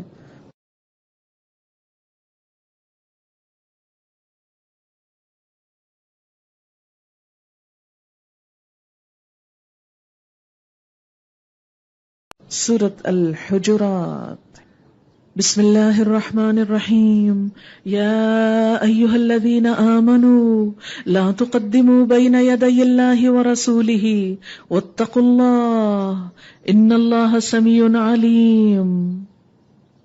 اے لوگو جو ایمان لائے ہو, اللہ اور اس کے رسول کے آگے پیش قدمی نہ کرو, آگے نہ بڑھو, ان سے آگے مت چلو, ان سے آگے نہ جاؤ, ان کی مرضی پہ اپنی مرضی کو مقدم نہ رکھو. اپنی رائے اور اپنا خیال, اپنا دل, اپنی عقل ان سے آگے نہ رکھو. لفظی معنی کیا کہ ان سے آگے بڑھ کر پیش قدمی نہ کرو, آگے قدم نہ بڑھاؤ. تقدمو, آگے قدم نہ بڑھاؤ, یعنی جہاں اللہ اور اس کے رسول کا فیصلہ آ جائے وہاں رک جاؤ، تسلیم کر لو، مان لو، سرنڈر کر دو، جھک جاؤ. واتقوا اللہ، اور اللہ سے ڈرتے رہو، بے شک اللہ سننے والا ہے، جاننے والا ہے. یا ایھا الذین آمنوا لا ترفعوا اصواتکم فوق صوت النبی، اے لوگو جو ایمان لائے ہو اپنی آواز نبی صلی اللہ علیہ وسلم کی آواز سے بلند نہ کرو. یعنی بات کرتے ہوئے لہجہ بھی نرم رکھو، چیخ چلا کے بدتمیزی سے بات نہ کرو. ایسا کیوں کہا گیا؟ اس لیے کہ آپ صلی اللہ علیہ وسلم ہمیں اللہ کی بات پہنچا رہے تھے، اور بات پہنچانے والے کے ساتھ اگر بد اخلاقی اور بدتمیزی کی جائے تو وہ صحیح معنوں میں کنوے نہیں کر سکتا. اسی لیے استاد کا اور ماں باپ کا مقام بڑا ہوتا ہے اور ان کے سامنے چیخ چلا کے بولنے سے منع کیا گیا ہے. اور نبی صلی اللہ علیہ وسلم تو ہر استاد اور ماں باپ اور خود انسان کے اپنے نفس سے بھی بڑھ کر ہیں، پھر ان کے ادب اور احترام کا کیا حال ہوگا. لیکن افسوس کے ساتھ کہنا پڑتا ہے کہ آج کل ہم لوگوں نے کچھ ایسا طریقہ اختیار کیا کہ مثلاً آپ کے نام پہ جو مجلسیں ہوتی ہیں اس میں اس قدر شور باز اوقات ہم کرتے ہیں. آپ کی مثلاً جیسے کوئی حدیث آ رہی ہو یا کوئی بات آپ کے نام کی آ رہی ہے، آپ کا کوئی ذکر آ رہا ہے تو اس وقت بھی خاموشی اختیار کرنی چاہیے اور ادب احترام کے ساتھ سننا چاہیے.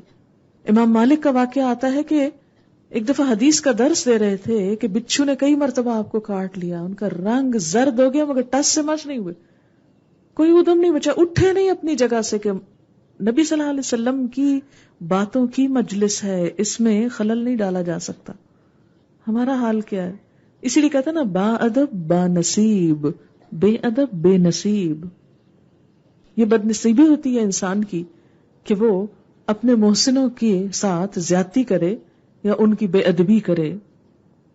بہرحال فرمایا اونچی آواز سے مت باتیں کرو. اچھا، ہم بعض اوقات ہم کہتے ہیں کہ نبی صلی اللہ علیہ وسلم آ گئے ہیں مجلس میں، اول تو یہ بات کوئی سچ نہیں ہے یا کوئی اس کی کوئی دلیل نہیں ہے، لیکن اگر بفرض محال مان ہی لیا جائے تو پھر کیا یہ زیب دیتا ہے کہ ہم سب مل کر اتنی زور سے سلام پڑھیں کہ کسی کے کان پڑی بات سمجھ میں نہ آئے؟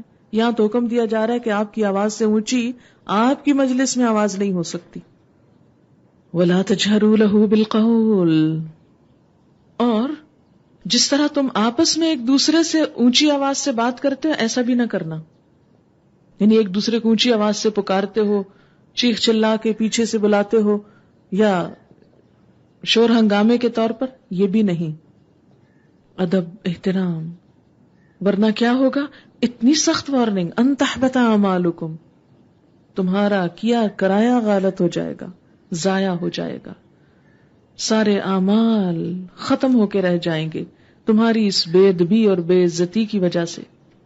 وانتم لا تشعرون، اور تم شعور بھی نہ رکھتے ہوگے، تمہیں پتہ بھی نہ چلے گا اور وہ بھگ سے اڑ جائے گا. جیسے کبھی آپ نے کمپیوٹر میں وائرس آ جائے تو کیا ہوتا ہے، پتہ بھی نہیں چلتا اور آپ آن کرتے ہیں اور وہاں کچھ بھی نہیں بچا ہوا. یہ کیا ہوا، سمجھ ہی نہ آئی، پتہ ہی نہ چلا، اچانک ہی آ گئی آفت. فرمایا اگر تم نبی صلی اللہ علیہ وسلم کا ادب احترام عزت محبت قدر نہیں کرو گے تو یہ بڑے بڑی نیکیاں نمازیں یہ فائدہ نہ دیں گی. نیک اعمال اسی وقت قبول ہوں گے جب ادب کرنا سیکھو گے. اور ادب سیکھنا چاہتے ہیں تو صحابہ کرام کی زندگیوں کا مطالعہ کریں کہ ان کا معاملہ کیسا تھا اپنے نبی کے ساتھ. ہم تو صرف دعوے کرنے والے لوگ ہیں. ان الذين يغضون اصواتهم عند رسول الله اولئك الذين امتحن الله قلوبهم للتقوى لهم مغفرة واجر عظیم. جو لوگ رسول خدا کے حضور بات کرتے ہوئے اپنی آواز پست رکھتے ہیں وہ در حقیقت وہی لوگ ہیں جن کے دلوں کو اللہ نے تقوی کے لیے جانچ لیا. یعنی ان کے دلوں کے اندر تقوی، اندر ایمان ہے، اندر بدلہ ہے. دیکھیں کہ جس شخص کے لیے دل میں جو کچھ ہوگا نا وہی آپ کی زبان پہ ہوگا. تو جب دل بدلتا ہے تو رویہ خود بخود بدلنے لگتا ہے. ان کے لیے مغفرت اور اجر عظیم ہے. اے نبی صلی اللہ علیہ وسلم، جو لوگ تمہیں حجروں کے باہر سے پکارتے ہیں ان میں سے اکثر بے عقل ہیں. یعنی کسی کو بلانے کا یہ انداز بہت غلط ہے کہ وہ دور جا رہا تو پیچھے سے چیخ چلا کے یا کسی کے دروازے پہ جا کے ناک کرنے کی بجائے بیل دینے کی بجائے آوازوں سے چیخ چلا کے پکارا جائے. اب دیکھیں ہمارے یہاں عموماً گلی محلوں میں کس قدر آوازیں لگائی جا رہی ہوتی. اے نبی صلی اللہ علیہ وسلم، جو لوگ تمہیں حجروں کے باہر سے پکارتے ہیں ان میں سے اکثر بے عقل ہیں، اگر وہ تمہارے برآمد ہونے تک صبر کرتے تو انہی کے لیے بہتر تھا، یعنی چیخنے چلانے کی بجائے انتظار کرتے۔ اللہ درگزر کرنے والا اور رحیم ہے۔ اے لوگو جو ایمان لائے ہو، اگر کوئی فاسق تمہارے پاس کوئی خبر لے کر آئے تو تحقیق کر لیا کرو، کہیں ایسا نہ ہو کہ تم کسی گروہ کو نادانستہ نقصان پہنچا بیٹھو اور پھر اپنے کیے پہ پشیمان ہو۔ تو اس سے کیا پتہ چلتا ہے کہ ہر سنی سنائی بات پہ یقین نہیں کر لینا چاہیے، اس کی تصدیق بھی کرنی چاہیے۔ وَاعْلَمُوا أَنَّ فِيكُمْ رَسُولَ اللَّهِ، جان رکھو کہ تم میں اللہ کا رسول موجود ہے، اگر وہ بہت سے معاملات میں تمہاری بات مان لیا کرے تو تم خود ہی مشکل میں مبتلا ہو جاؤ۔ اللہ نے تمہیں ایمان کی محبت دی اور اس کو تمہارے لیے دل پسند بنا دیا، اور کفر اور فسق اور نافرمانی اس سے تم کو متنفر کر دیا۔ ایمان جب آتا ہے تو اللہ کی نافرمانی سے نفرت ہونے لگتی ہے، پھر گناہ کے کام کبھی بھی پسند نہیں آتے۔ ایسے ہی لوگ اللہ کے فضل اور احسان سے راست رو ہیں، اور اللہ علیم اور حکیم ہے۔ اور اگر اہل ایمان میں سے دو گروہ آپس میں لڑ جائیں تو ان کے درمیان صلح کراؤ۔ لڑنا مومن کو زیب نہیں دیتا۔ پھر اگر ان میں سے ایک گروہ دوسرے گروہ سے زیادتی کرے تو زیادتی کرنے والوں سے لڑو، یہاں تک کہ وہ اللہ کے حکم کی طرف پلٹ آئے۔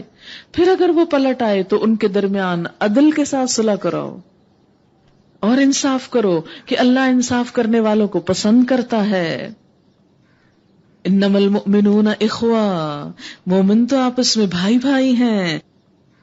فاصلحوا بین اخویکم، اپنے بھائیوں کے درمیان تعلقات کو درست کرو۔ فاصلحوا بین اخویکم، اپنے بھائیوں کے درمیان تعلقات کو درست کرو اور اللہ سے ڈرو، امید ہے کہ تم پہ رحم کیا جائے گا۔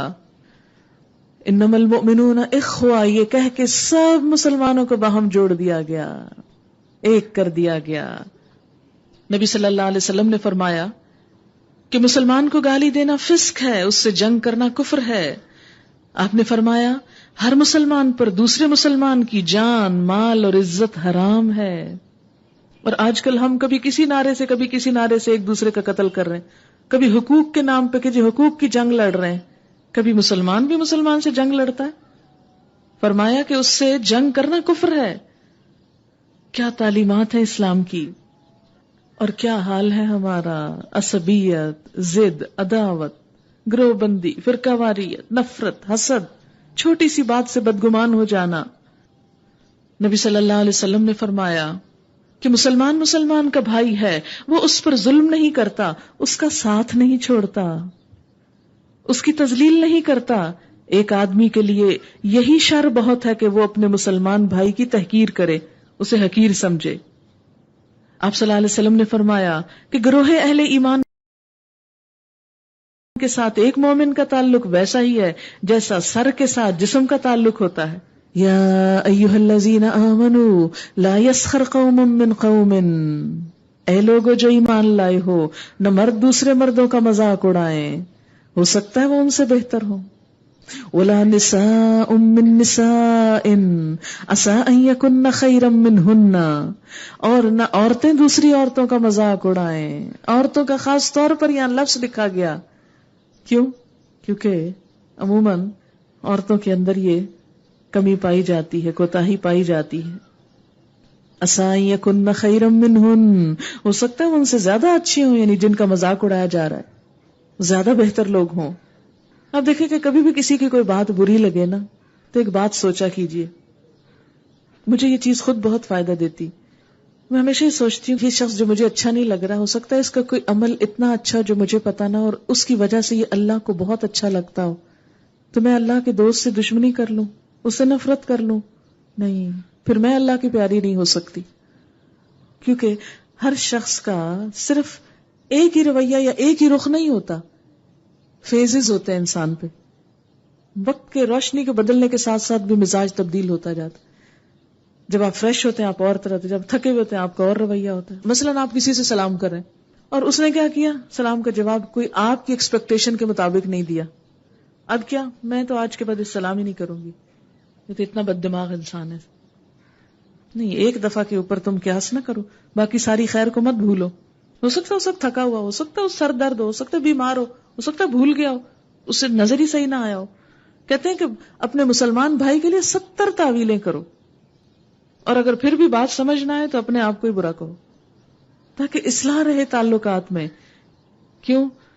کیونکہ موج ہے دریا میں، بیرون دریا کچھ نہیں. امت مسلمہ جب تک اتحاد اور اتفاق کے ساتھ نہیں ہوگی، اس کا کوئی زور اور طاقت روب نہیں ہوگا غیروں پر. فرمایا کوئی کسی کا مذاق نہ اڑائے. نبی صلی اللہ علیہ وسلم نے فرمایا کہ تکبر کیا ہے؟ بطر الحق وغمت الناس، حق کا انکار اور لوگوں کو حقیر سمجھنا. ولا تلمزوا انفسکم، آپس میں ایک دوسرے پہ تان نہ کرو، ایک دوسرے پہ تانے نہ کرو. کیا مطلب ہے؟ کسی پہ چوٹیں کرنا، ٹیز کرنا، کسی کو پھپتیاں کسنا، الزام دھرنا، اعتراض جڑنا، نکتہ چینی کرنا، کھلم کھلا یا زیر لب یا اشاروں سے کسی کو نشانہ ملامت بنانا، انڈائریکٹلی بڑی بڑی باتیں سنا جانا، تکلیف دینے والی، اذیت دینے والی. تو جو بدنیتی سے یہ کرے تو اللہ تو جانتا ہے نا، وہ تو دیکھ رہا ہے. اور نہ ایک دوسرے کو برے القاب سے یاد کرو، برے نام نہ دو دوسروں کو، نام نہ رکھو. جس طرح ہم نام رکھ لیتے ہیں نا برے برے نام دوسروں، چڑھانے کے لیے عموماً بچے رکھ رہے ہوتے ہیں ایک دوسرے کا نام. بچوں کو بھی اس چیز سے روکنا چاہیے. ایمان لانے کے بعد فسق میں نام پیدا کرنا بڑی بری بات ہے. جو لوگ اس روش سے باز نہ آئے وہی ظالم ہیں. اے لوگو جو ایمان لائے ہو، بہت زیادہ گمان سے پرہیز کرو. یہ بھی انسان کی بڑی کمزوری ہے. کسی میں ایک خامی دیکھی، اس میں 4 باتیں اور ملا کے بڑے بڑے الزام دھر دیے. مثلا اگر کسی کی زبان سے کوئی غلط بات نکل گئی، چھوٹی سی بات ہے، مثلا آپ لوگ جوتے پہن کے آتے، بعض اگر 2 لوگوں کے جوتے بالکل ایک سائز، ایک ڈیزائن، ایک رنگ کے ہو سکتے ہیں، لیکن وزن میں، چال میں فرق ہوتا ہے، تو ذرا سا. اب اگر کوئی شخص آپ کا جوتا اپنا سمجھ کے اٹھا لے جا رہا ہے تو آپ سوچیں نہیں یہ دیکھا نا چور ہے یہ شخص، میرا خیال تھا نا، تو مجھے پکی ہو گئی بات ہے ہی چور، ثابت کر دیا اس نے چوری. تحقیق کرو، پوچھو اس سے یہ کیوں، کہاں اٹھا لے جا رہے ہو. اس سے تو پوچھا نہیں اور فتویٰ فوراً جڑ دیا اس پہ. اس کا کیا نقصان ہوتا ہے؟ اپنے دل کو گناہگار کیا. اور پھر نبی صلی اللہ علیہ وسلم نے بھی فرمایا ایاکم والظن فإن الظن اکذب الحدیث، بچو بہت گمان کرنے سے، کیونکہ گمان جھوٹی بات ہوتی ہے. اور بعض اوقات بظاہر اب جوتا اٹھا رہا ہے تو ہمیں لگ رہا ہے نہیں ہم کوئی نہیں گمانے، تم سچ کہہ رہے، صحیح کہہ رہے، دیکھو تو صحیح وہی تو اٹھا رہا ہے. حالانکہ وہ نہیں ہوتا، ہماری غلط فہمی ہوتی ہے، کوئی اور وجہ ہوتی ہے. بلا تجسسوا، تجسس نہ کرو، ٹو نہ لگاؤ. ولا یغتب بعضکم بعضا، کوئی کسی کی غیبت نہ کرے، کوئی کسی کی غیبت نہ کرے. کیوں؟ غیبت کیا ہوتا ہے؟ ذکرک اخاک بما یکرہ، تمہارا اپنے بھائی کا ایسے انداز میں بات کرنا جو سنے تو ناپسند کرے، ناپسندیدہ الفاظ میں، انداز میں کسی کی بات کرنا. اور یہ بات اتنی زیادہ ناپسندیدہ ہے غیبت. ایحب احدکم ان یاکل لحم اخیہ میتا فکرہتموہ، کیا تم میں سے کوئی یہ پسند کرے گا کہ اپنے مردہ بھائی کا گوشت کھائے؟ بھائی مر جائے تو انسان پیار سے ہاتھ لگاتا ہے، ہائے اس کا جسم دکھ نہ جائے میرے ہاتھ سے. نہ یہ کہ کوئی چھری لے کے تو اس کا گوشت کاٹ کے کھانے لگے. آج بازار سے منگوانے کی کیا ضرورت ہے، اس نے تو گل سڑ جانا، اسی کا ہی کھا لو. کوئی کرتا ہے ایسے؟ اگر کوئی کرے تو کیسا ظالم ہوگا وہ. لیکن اسی جیسا کام ہم عام طور پر ہر وقت کرتے رہتے. ہمارے شغل ہی ہے، ہر وقت دوربین لگا کے دوسروں کو دیکھ رہے ہیں کہاں ہے کوئی خامی کے شکار پکڑے. خوب تبصرے فرمائیں. یہ ناپسندیدہ روش ہے. حجۃ الوداع کے موقع پر نبی صلی اللہ علیہ وسلم نے فرمایا ان دماءکم واموالکم واعراضکم علیکم حرام کحرمت یومکم ھذا فی شہرکم ھذا فی بلدکم ھذا الا هل بلغت. یہ حقیقت ہے کہ تمہارا خون، تمہارا مال، تمہاری عزت تم پر اسی طرح حرام ہے جیسے تمہارا یہ دن، تمہارا اس ماہ میں، تمہاری اس بستی کے اندر حرام ہے. حرمت والا مہینہ، حرمت والا شہر، حرمت والا دن، اس سے بھی بڑھ کے ہے بندہ مومن کی حرمت. لیکن ہم ان جگہوں کی تو حرمت کا خیال کرتے ہیں، بندہ مومن کی حرمت کا خیال نہیں کرتے. ہر وار دوسرے کو ذلیل، حقیر اور نیچا دکھانے میں. اگر یہ چیزیں ہمارے گھروں سے ختم ہو جائیں، گھر جنت بن جائیں. پرامن ہو جائیں. نبی صلی اللہ علیہ وسلم نے فرمایا ہر مسلمان پر دوسرے مسلمان کا خون، اس کی عزت اور اس کا مال حرام ہے. چوری کو تو ہم برا کہتے ہیں، لیکن کسی کی عزت گنوانے میں ہم کوئی برائی نہیں سمجھتے، حالانکہ ایک ہی جیسی برائی ہے. نبی صلی اللہ علیہ وسلم نے فرمایا کبیرہ گناہوں میں سے ہے کہ آدمی اپنے بھائی کی عزت و آبرو کے درپے ہو. کبیرہ گناہوں میں سے ایک ہے کہ کسی مسلمان بھائی کی عزت و آبرو کو بدنام کیا جائے.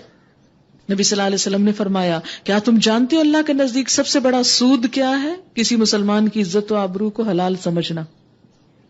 جو لوگ مسلمان مردوں اور عورتوں کو کسی قابل ملامت کام کے بغیر ایذا دیتے ہیں وہ بہت بڑا بہتان اور سری گناہ اٹھاتے ہیں.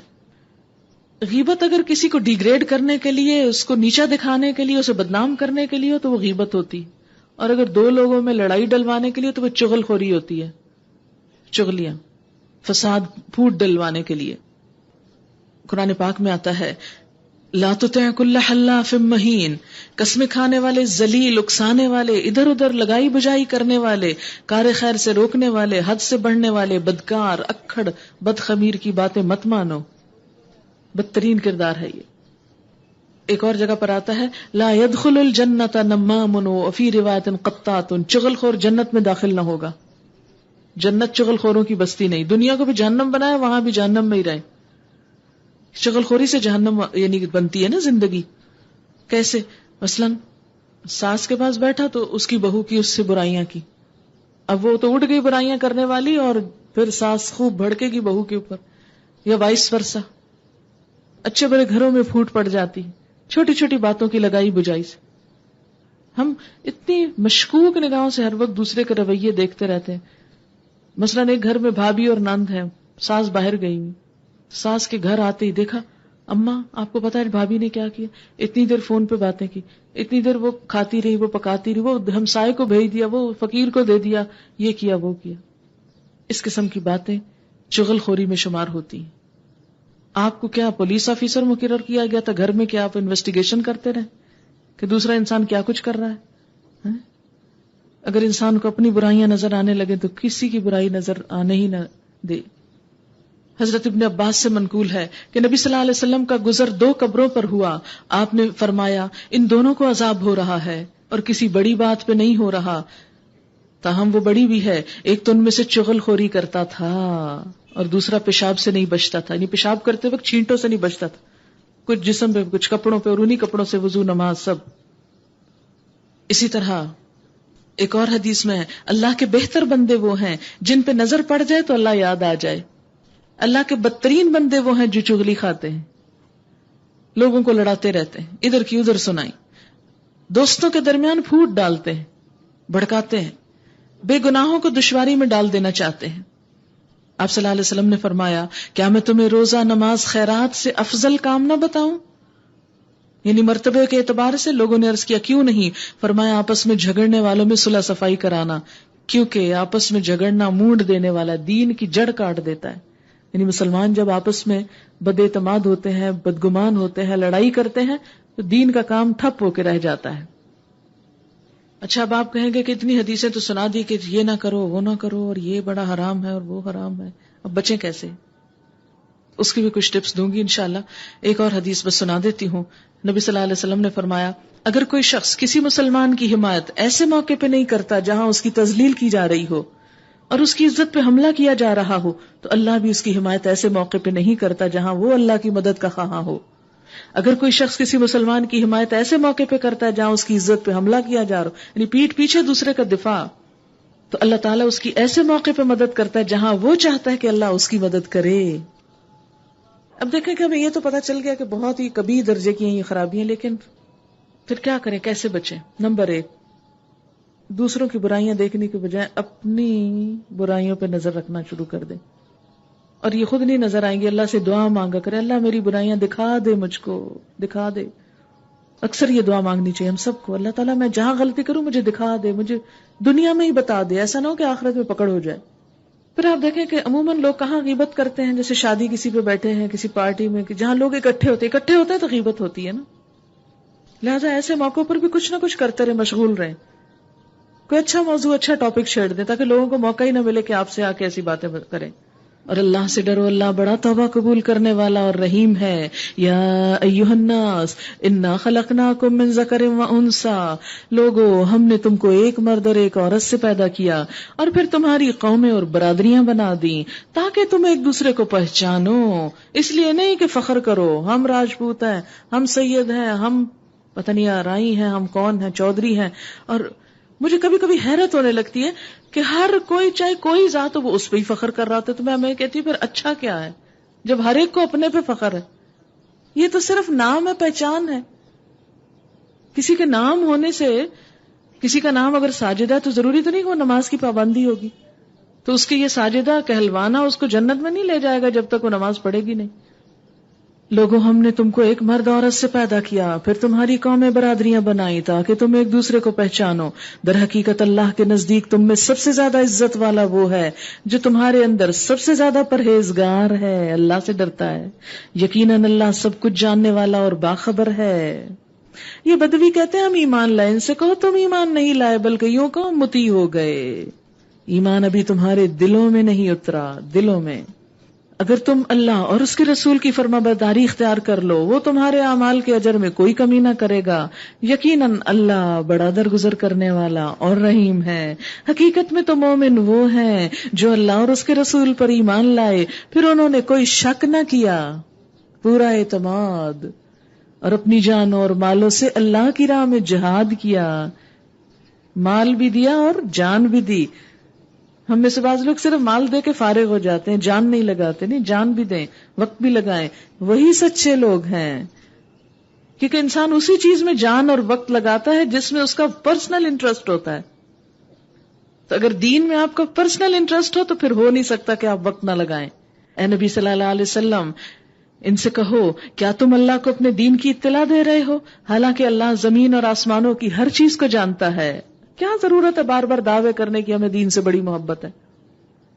اللہ کو سب پتا ہے کتنی ہے اور وہ ہر چیز کا علم رکھتا ہے. یہ لوگ تم پر احسان جتاتے ہیں کہ انہوں نے اسلام قبول کر لیا. ان سے کہو اپنے اسلام کا احسان مجھ پہ نہ رکھو بلکہ اللہ تم پر اپنا احسان رکھتا ہے کہ اس نے تمہیں ایمان کی ہدایت دی. اگر تم واقعی اپنے دعوی ایمان میں سچے ہو اللہ زمین اور آسمانوں کی ہر پوشیدہ چیز کا علم رکھتا ہے.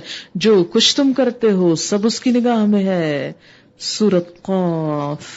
بسم اللہ الرحمن الرحیم. نبی صلی اللہ علیہ وسلم اس سورت کو عید کی نماز اور جمعے کی نماز میں پڑھا کرتے تھے, بڑی گیدرنگز میں. بہت اہم سورت ہے. قاف والقرآن المجید بل عجبوا ان جاءهم منذر منهم فقال الكافرون هذا شيء عجيب. قاف, قسم ہے قرآن مجید کی, بلکہ ان لوگوں کو تعجب اس بات پر ہوا کہ ایک خبردار کرنے والا خود انہی میں سے ان کے پاس آ گیا. پھر منکرین کہنے لگے یہ تو عجیب بات ہے, کیا جب ہم مر جائیں گے اور خاک ہو جائیں گے پھر اٹھائے جائیں گے؟ یہ واپسی تو عقل سے بعید ہے. حالانکہ زمین ان کے جسم میں سے جو کچھ کھاتی ہے وہ سب ہمارے علم میں ہے اور ہمارے پاس ایک کتاب ہے جس میں سب کچھ محفوظ ہے. بلکہ ان لوگوں نے تو جس وقت حق ان کے پاس آیا اسی وقت اسے صاف جھٹلا دیا, اسی وجہ سے اب یہ الجھن میں پڑے ہوئے ہیں.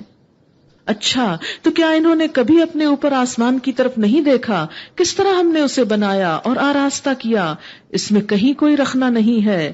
اور زمین کو ہم نے بچھایا اور اس میں پہاڑ جمائے اور اس کے اندر ہر طرح کی خوش منظر نباتات اگا دیں. یہ ساری چیزیں آنکھیں کھولنے والی اور سبق دینے والی ہیں ہر اس بندے کے لیے جو حق کی طرف رجوع کرنے والا ہو. آسمان سے ہم نے برکت والا پانی اتارا, پھر اس سے باغ اور فصل کے غلے اور بلند و بالا کھجور کے درخت پیدا کر دیے جن پر پھلوں سے لدے ہوئے خوشے تہ بر تہ لگتے ہیں. یہ انتظام ہے بندوں کو رزق دینے کا. اس پانی سے ہم ایک مردہ زمین کو زندگی بخش دیتے ہیں. مرے ہوئے انسانوں کا زمین سے نکلنا بھی اسی طرح ہوگا, اس لیے شک نہ کرو. کذبت قبلہم قوم نوح واصحاب الرس وثمود وعاد وفرعون واخوان لوط واصحاب الایکہ وقوم تبع کل کذب الرسل فحق وعید. ان سے پہلے نوح علیہ السلام کی قوم اور اصحاب الرس اور سمود اور عاد اور فرعون اور لوط علیہ السلام کے بھائی اور ایکا والے اور تبع کی قوم کے لوگ بھی جھٹلا چکے ہیں. ہر ایک نے رسولوں کو جھٹلایا، آخرکار میری وعید ان پر چسپاں ہو گئی۔ کیا پہلی بار کی تخلیق سے ہم عاجز تھے؟ مگر ایک نئی تخلیق کی طرف سے یہ لوگ شک میں پڑے ہوئے ہیں، یعنی جس رب نے پہلی مرتبہ پیدا کرنے میں مشکل نہیں محسوس کی، اس کے لیے دوبارہ بنانا کیوں مشکل ہے؟ وَلَقَدْ خَلَقْنَا الْإِنسَانَ وَنَعْلَمُ مَا تُوَسْوِسُ بِهِ نَفْسُهُ وَنَحْنُ أَقْرَبُ إِلَيْهِ مِنْ حَبْلِ الْوَرِيدِ۔ ہم نے انسان کو پیدا کیا اور اس کے دل میں ابھرنے والے وسوسوں تک کو ہم جانتے ہیں۔ اتنا زبردست ہے اللہ کا علم۔ ہم اس کی رگ گردن سے بھی زیادہ اس کے قریب ہیں، اس گردن کی رگ کے جس میں انسان کی زندگی کے شاہ رگ جس کو کہتے ہیں، حبل الورید، شاہ رگ، اس سے بھی زیادہ اس کے قریب ہیں۔ تو بیچ میں کسی سیڑھی کی کیا ضرورت ہے کہ اس پہ چڑھ کے اس کے پاس جائیں، وہ تو اتنا قریب ہے۔ پہلے خود دور کر دیا اللہ کو، پھر کہا سیڑھی کی ضرورت ہے اس کے ساتھ جائیں گے۔ ہم نے انسان کو پیدا کیا اور اس کے دل میں ابھرنے والے وسوسوں تک کو ہم جانتے ہیں۔ ہم اس کی رگ گردن سے بھی زیادہ اس کے قریب ہیں۔ ہمارے اس براہ راست علم کے علاوہ 2 کاتب، کون سے؟ کرامن کاتبین، اس کے دائیں اور بائیں بیٹھے ہر چیز لکھ رہے ہیں، ہر وقت ریکارڈ مینٹین ہو رہے ہیں۔ ما یلفظ من قول الا لدیہ رقیب عتید، کوئی لفظ اس کی زبان سے نہیں نکلتا جسے لکھنے کے لیے ایک حاضر باش نگران موجود نہ ہو۔ ہر چیز لکھ لی جاتی، پھر بس توبہ ہی اس کو مٹاتی۔ اگر انسان مان جائے ہاں میں نے غلط کیا اور کہا، پھر دیکھو وہ موت کی جان کنی حق لے کر آ پہنچی۔ وجاءت سکرۃ الموت بالحق ذلک ما کنت منہ تحید، پھر دیکھو وہ موت کی جان کنی حق لے کے آ گئی، یہ وہی چیز ہے جس سے تو بھاگتا تھا۔ ایسے ہی اچانک آ جائے گی موت، کوئی فرار، کوئی بھاگنا نہیں ہوگا، کہیں نہ جا سکیں گے۔ وَنُفِخَ فِي الصُّورِ، پھر سور پھونکا گیا، یہ ہے وہ دن جس کا تجھے خوف دلایا جاتا تھا۔ ہر شخص اس حال میں آ گیا کہ اس کے ساتھ ایک ہانک کر لانے والا ہے اور ایک گواہی دینے والا۔ یہ کون؟ یہی فرشتے جو دائیں بائیں بیٹھے ہیں، یہ پکڑ کے اللہ کے پاس لے جائیں گے، ہانک کے، کھینچ کے، اور گواہی بھی دیں گے، ہاں اس نے یہ اور یہ کیا تھا، اس چیز کی طرف سے تو غفلت میں تھا، ہم نے وہ پردہ ہٹا دیا جو تیرے آگے پڑا ہوا تھا، آج تیری نگاہ خوب تیز ہے۔ غفلت کا پردہ قیامت کے دن سب پھٹ جائے گا۔ اس کے ساتھی نے عرض کیا، یہ جو میری سپردگی میں تھا حاضر ہے، یہ ہے سارا اس کا نامہ اعمال اور یہ ہے شخص، یہ لیجیے آپ کے حوالے۔ القیا فی جہنم کل کفار عنید، حکم دیا گیا پھینک دو جہنم میں ہر کٹے کافر کو جو حق سے اناد رکھتا تھا، مناع للخیر معتد مریب، خیر کو روکنے والا، حد سے تجاوز کرنے والا، الذی جعل مع اللہ الہا آخر، جس نے اللہ کے ساتھ دوسرے خدا بنا لیے، فالقیاہ فی العذاب الشدید، اسے سخت عذاب میں ڈال دو۔ اس کے ساتھی نے عرض کیا، خدا بندہ میں نے اس کو سرکش نہیں بنایا بلکہ یہ خود ہی پرلے درجے کی گمراہی میں پڑا ہوا تھا۔ جواب ہوگا، میرے حضور جھگڑا نہ کرو، میں تم کو پہلے ہی انجام بد سے خبردار کر چکا تھا، میرے ہاں بات پلٹی نہیں جاتی اور میں اپنے بندوں پہ ظلم توڑنے والا نہیں ہوں۔ وہ دن جب کہ ہم جہنم سے پوچھیں گے کیا تو بھر گئی، یوم نقول لجہنم هل امتلأت وتقول هل من مزید، اور وہ کہے گی کیا اور کچھ ہے؟ اتنا بڑا پیٹ ہے اس کا کہ اور لوگوں کو مانگے گی، اور پھینک دیں اور پھینک دیں۔ وَأُزْلِفَتِ الْجَنَّةُ لِلْمُتَّقِينَ غَيْرَ بَعِيدٍ، اور جنت متقی لوگوں کے قریب لے آئی جائے گی، غیر بعید، کچھ دور نہ ہوگی۔ ارشاد ہوگا، یہ ہے وہ چیز جس کا تم سے وعدہ کیا جاتا تھا، ہر اس شخص کے لیے جو بہت رجوع کرنے والا ہو، بار بار اللہ کی طرف پلٹ آئے، اور بڑی نگہداشت کرنے والا، دھیان سے رہنے والا، کیئرفل، امانتوں کی حفاظت، اپنے اوقات کی حفاظت، محنت، کوشش، جسم، جان، صحت کی حفاظت، تاکہ سب کچھ ضائع ہونے سے بچ سکے اور اسے زیادہ سے زیادہ میکسیمم اللہ کے راستے میں لگایا جا سکے۔ بہت حفاظت کرنے والا، جو بے دیکھے رحمان سے ڈرتا تھا، جو دل گرویدہ لیے ہوئے آیا ہے۔ داخل ہو جاؤ جنت میں سلامتی کے ساتھ، وہ دن حیات ابدی کا دن ہوگا، وہاں ان کے لیے وہ سب کچھ ہوگا جو وہ چاہیں گے، اور ہمارے پاس اس سے زیادہ بھی بہت کچھ ان کے لیے ہے۔ ہم ان سے پہلے بہت سی قوموں کو ہلاک کر چکے ہیں جو ان سے بہت زیادہ طاقتور تھیں، اور دنیا کے ملکوں کو انہوں نے بہت چھان مارا تھا، پھر کیا وہ کوئی جائے پناہ پا سکے؟ اس تاریخ میں عبرت کا سبق ہے ہر اس شخص کے لیے جو دل رکھتا ہو یا جو توجہ سے بات کو سنے۔ ہم نے زمین اور آسمانوں کو اور ان کے درمیان کی ساری چیزوں کو 6 دنوں میں پیدا کر دیا، اور ہمیں کوئی تکان لاحق نہ ہوئی۔ بس اے نبی صلی اللہ علیہ وسلم، جو باتیں یہ لوگ بناتے ہیں ان پہ صبر کیجئے اور اپنے رب کی حمد کے ساتھ تسبیح کیجئے، طلوع آفتاب اور غروب آفتاب سے پہلے، اور رات کے وقت پھر اس کی تسبیح کرو، اور سجدہ ریزیوں سے فارغ ہونے کے بعد بھی، نماز کے بعد بھی۔ اور سنو، جس دن منادی کرنے والا ہر شخص کے قریب ہی سے پکارے گا، اتنا شور ہوگا لگے گا ہمارے کان پہ بج رہا ہے کچھ۔ جس دن سب لوگ آواز حشر کو ٹھیک ٹھیک سن رہے ہوں گے، وہ زمین سے مردوں کے نکلنے کا دن ہوگا۔ ہم ہی زندگی بخشتے ہیں، ہم ہی موت دیتے ہیں، ہماری ہی طرف اس دن سب کو پلٹنا ہے، جب زمین پھٹے گی اور لوگ اس کے اندر سے نکل کر تیز تیز بھاگے جا رہے ہوں گے۔ یہ حشر ہمارے لیے بہت آسان ہے۔ نحن اعلم بما یقولون، ہم جانتے ہیں جو وہ کہہ رہے ہیں۔ وما انت علیہم بجبار، تمہارا کام ان سے جبرن بات منوانا نہیں۔ فذکر بالقرآن من یخاف وعید، بس تم اس قرآن کے ذریعے ہر اس شخص کو نصیحت کر دو جو میری تنبیہ سے ڈرتا ہو۔ سورۃ الذاریات۔ اعوذ باللہ من الشیطان الرجیم، بسم اللہ الرحمن الرحیم۔ والذاریات ذروا فالحاملات وقرا فالجاریات یسرا فالمقسمات امرا انما توعدون لصادق وان الدین لواقع والسماء ذات الحبک انکم لفی قول مختلف۔ شروع کرتی ہوں اللہ کے نام سے جو بے انتہا مہربان نہایت رحم فرمانے والا ہے۔ قسم ہے ان ہواؤں کی جو گرد اڑانے والی ہیں، پھر پانی سے لدے ہوئے بادل اٹھانے والی ہیں، پھر سبک رفتاری کے ساتھ چلنے والی ہیں، پھر ایک بڑے کام بارش کی تقسیم کرنے والی ہیں۔ حق یہ ہے کہ جس چیز کا تمہیں خوف دلایا جا رہا ہے وہ سچی ہے، اور جزائے اعمال ضرور پیش آنی ہے۔ مختلف چیزوں کی نشانی دکھا کر، گواہی دے کر بتایا گیا کہ قیامت ضرور آئے گی۔ وہ کیسے؟ اسی طرح جس طرح اللہ نے ان چیزوں کو تخلیق کیا، وہی رب قیامت کے لانے پر بھی قادر ہے۔ جس طرح اللہ ہواؤں اور بارشوں کا نتیجہ نکالتا ہے، ہوا کا نتیجہ کیا ہے؟ بادل آئے، بادل کا نتیجہ کیا ہے؟ بارش برسے، بارش کا رزلٹ کیا ہے؟ پیداوار اگے۔ تو اسی طرح انسان کی زندگی ایک مرحلے سے دوسرا مرحلہ پار کرتے ہوئے اپنے انجام کو جا پہنچے اور اسے اس کی جزا دی جائے یا سزا دی جائے، اللہ کے لیے یہ کام کچھ بھی مشکل نہیں ہے۔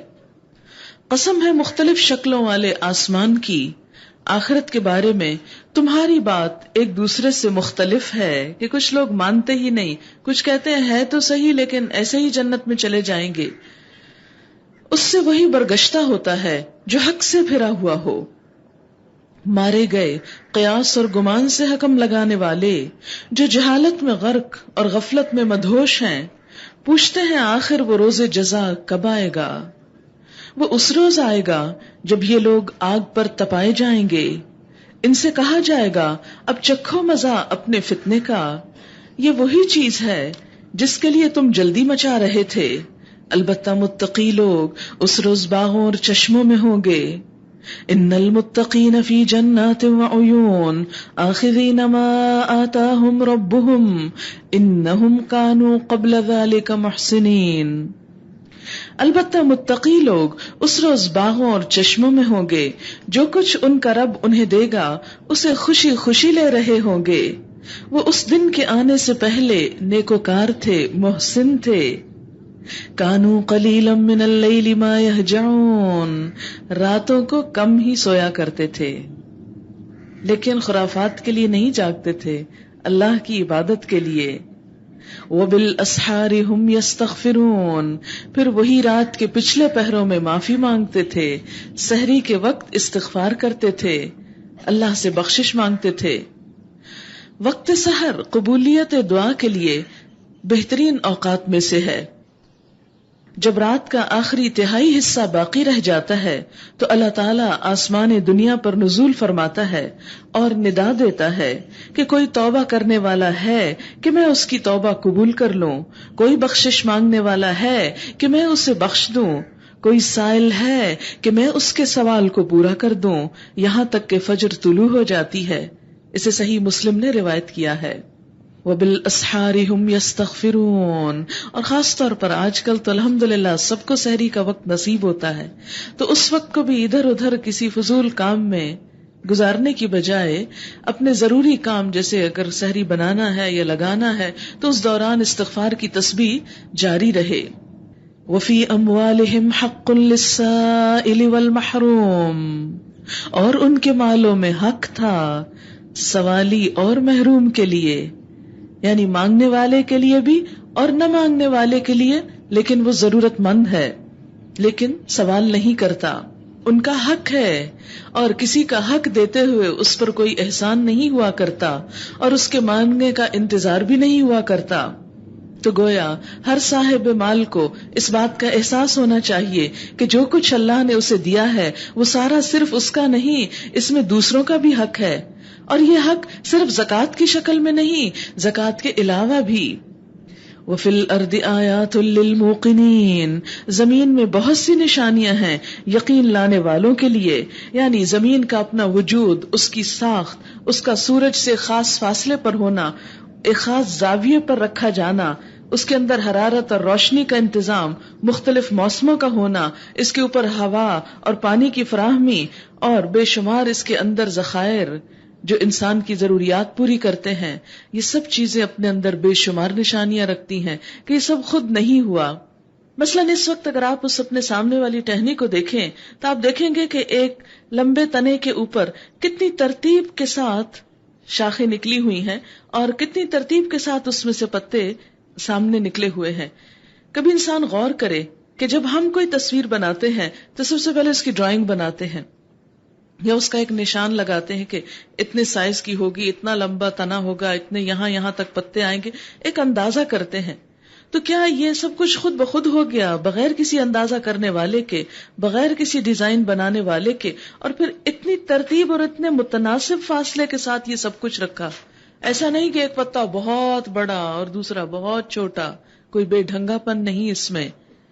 یہ سب کچھ کس نے کیا؟ اللہ نے کیا۔ وفی انفسکم، خود تمہارے اپنے وجود کے اندر بھی نشانیاں ہیں، کس طرح انسان ایک حقیر کیڑے سے بنتا ہے، کس طرح ایک تاریک ترین تنگ ترین جگہ پر انسان کا وجود جنم لیتا ہے اور وہ بڑھتا چلا جاتا ہے، اور جب انسان بن کر باہر نکلتا ہے تو بے شمار صلاحیتوں اور قوتوں کے ساتھ کس طرح انسان کے لنگز خود سانس لینے کا کام کر رہے ہیں، اس کا معدہ غذا خود بخود ہضم کر رہا ہے، لیور اپنا کام کر رہا ہے، اور انسان کے جو فائدہ مند مادے ہیں وہ جسم کو غذا فراہم کرتے ہیں اور بیکار مادے خود بخود باہر آتے ہیں۔ آپ کو اس کے لیے کوئی انسٹرکشنز نہیں دینا پڑتی۔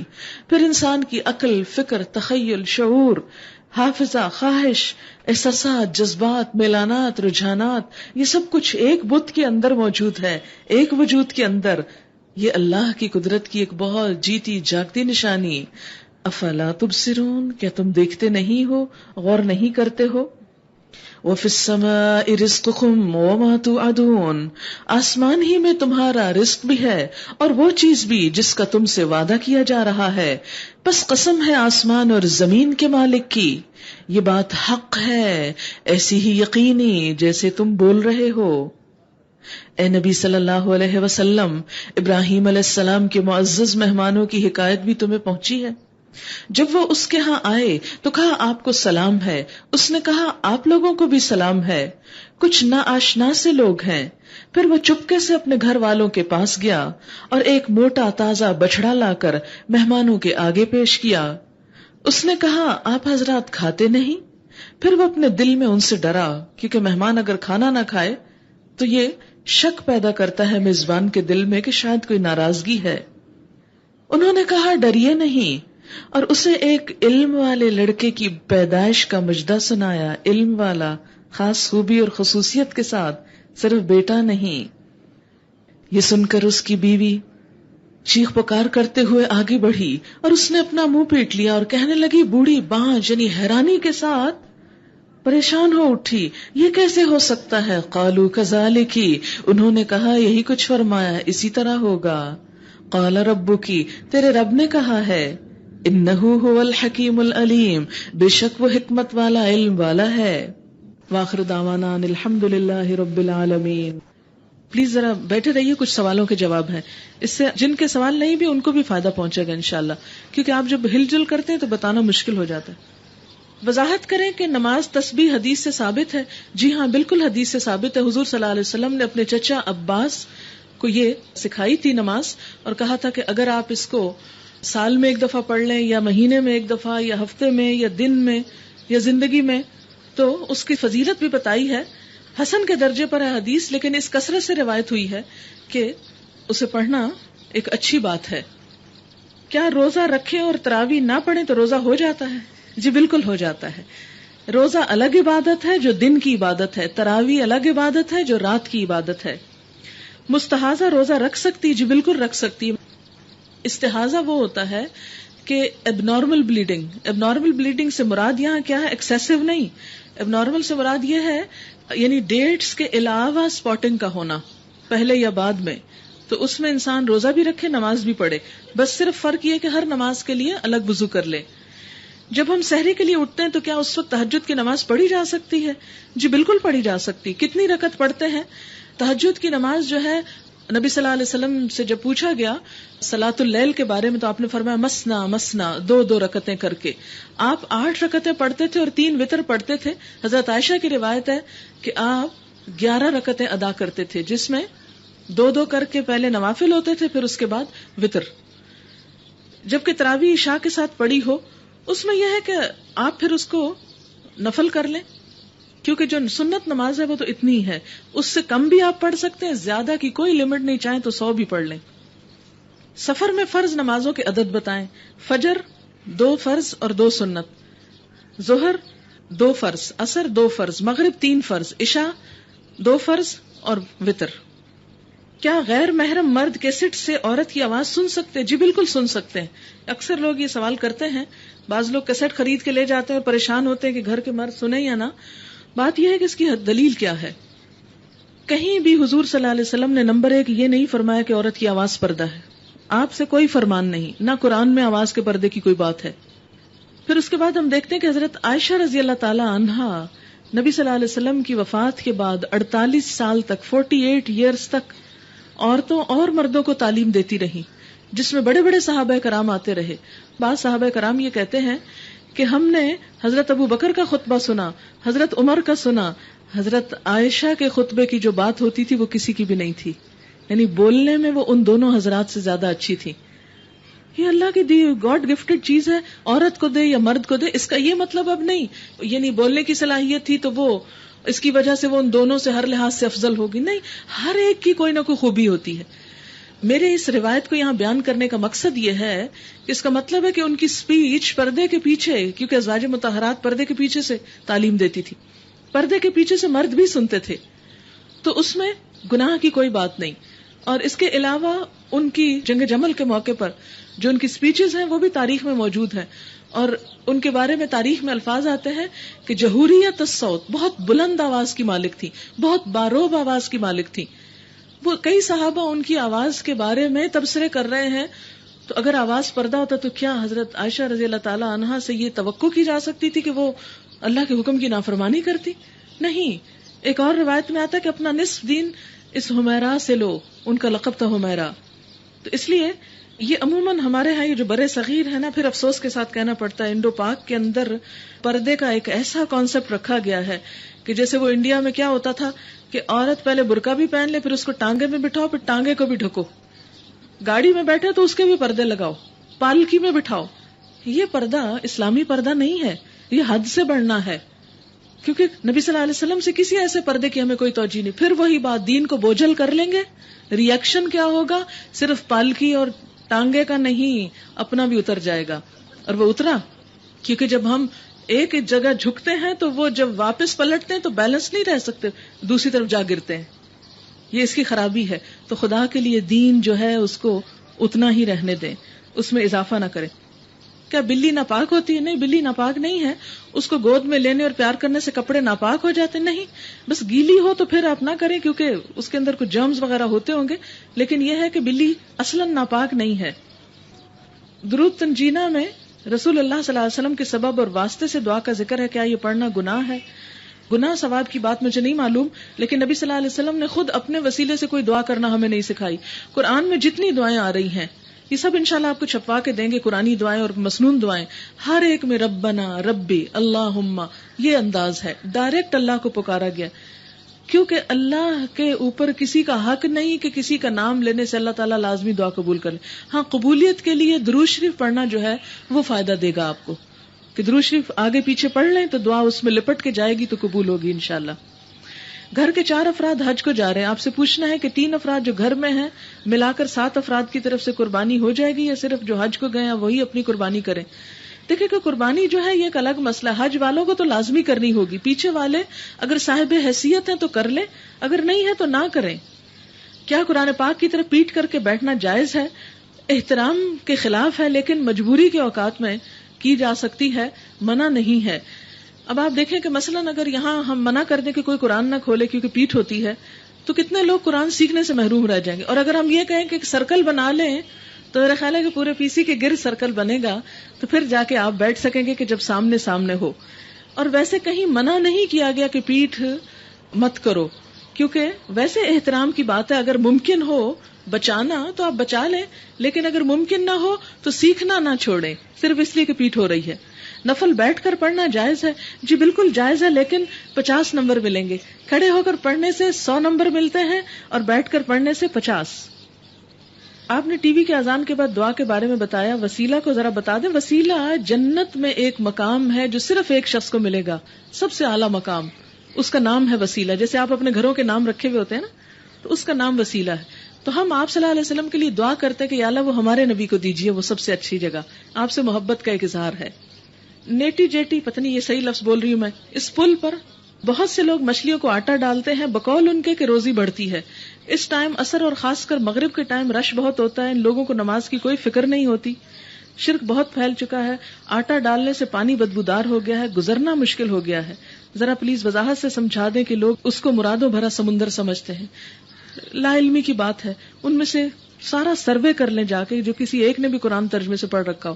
اسی لیے ہم پلان کر رہے ہیں کہ یہ کیسٹ جو ریکارڈ ہو رہی ہے انشاءاللہ ہم اس کو مختلف جگہوں پر پہنچائیں گے. پہلے سے ہم یہ کام شروع کیے ہوئے ہیں کہ مختلف لوگ سیٹ ڈونیٹ کرتے رہے ہیں اور ان کو ہم مختلف علاقوں میں، گاؤں وغیرہ میں، مجھے کئی گاؤں وغیرہ سے رپورٹس آئی ہیں کہ انہوں نے یہ قرآن سن کر الحمدللہ نمازیں شروع کی. بہت سے، کیونکہ ہر گاؤں میں ہم ٹیچر تو بھیج نہیں سکتے، ایک ٹیپ ریکارڈر اور ایک کیسٹ تو بھیج سکتے ہیں کہ ان کی ہدایت ہو جائے.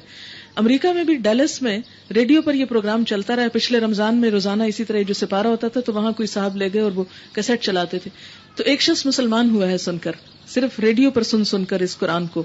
انہوں نے کچھ ٹائم خرید لیا تھا وہاں، تو اردو میں ہی چلتا تھا، لیکن یہ کہ جو اردو سمجھنے والے تھے انہوں نے اس کو سنا اور الحمدللہ اللہ نے ہدایت دی.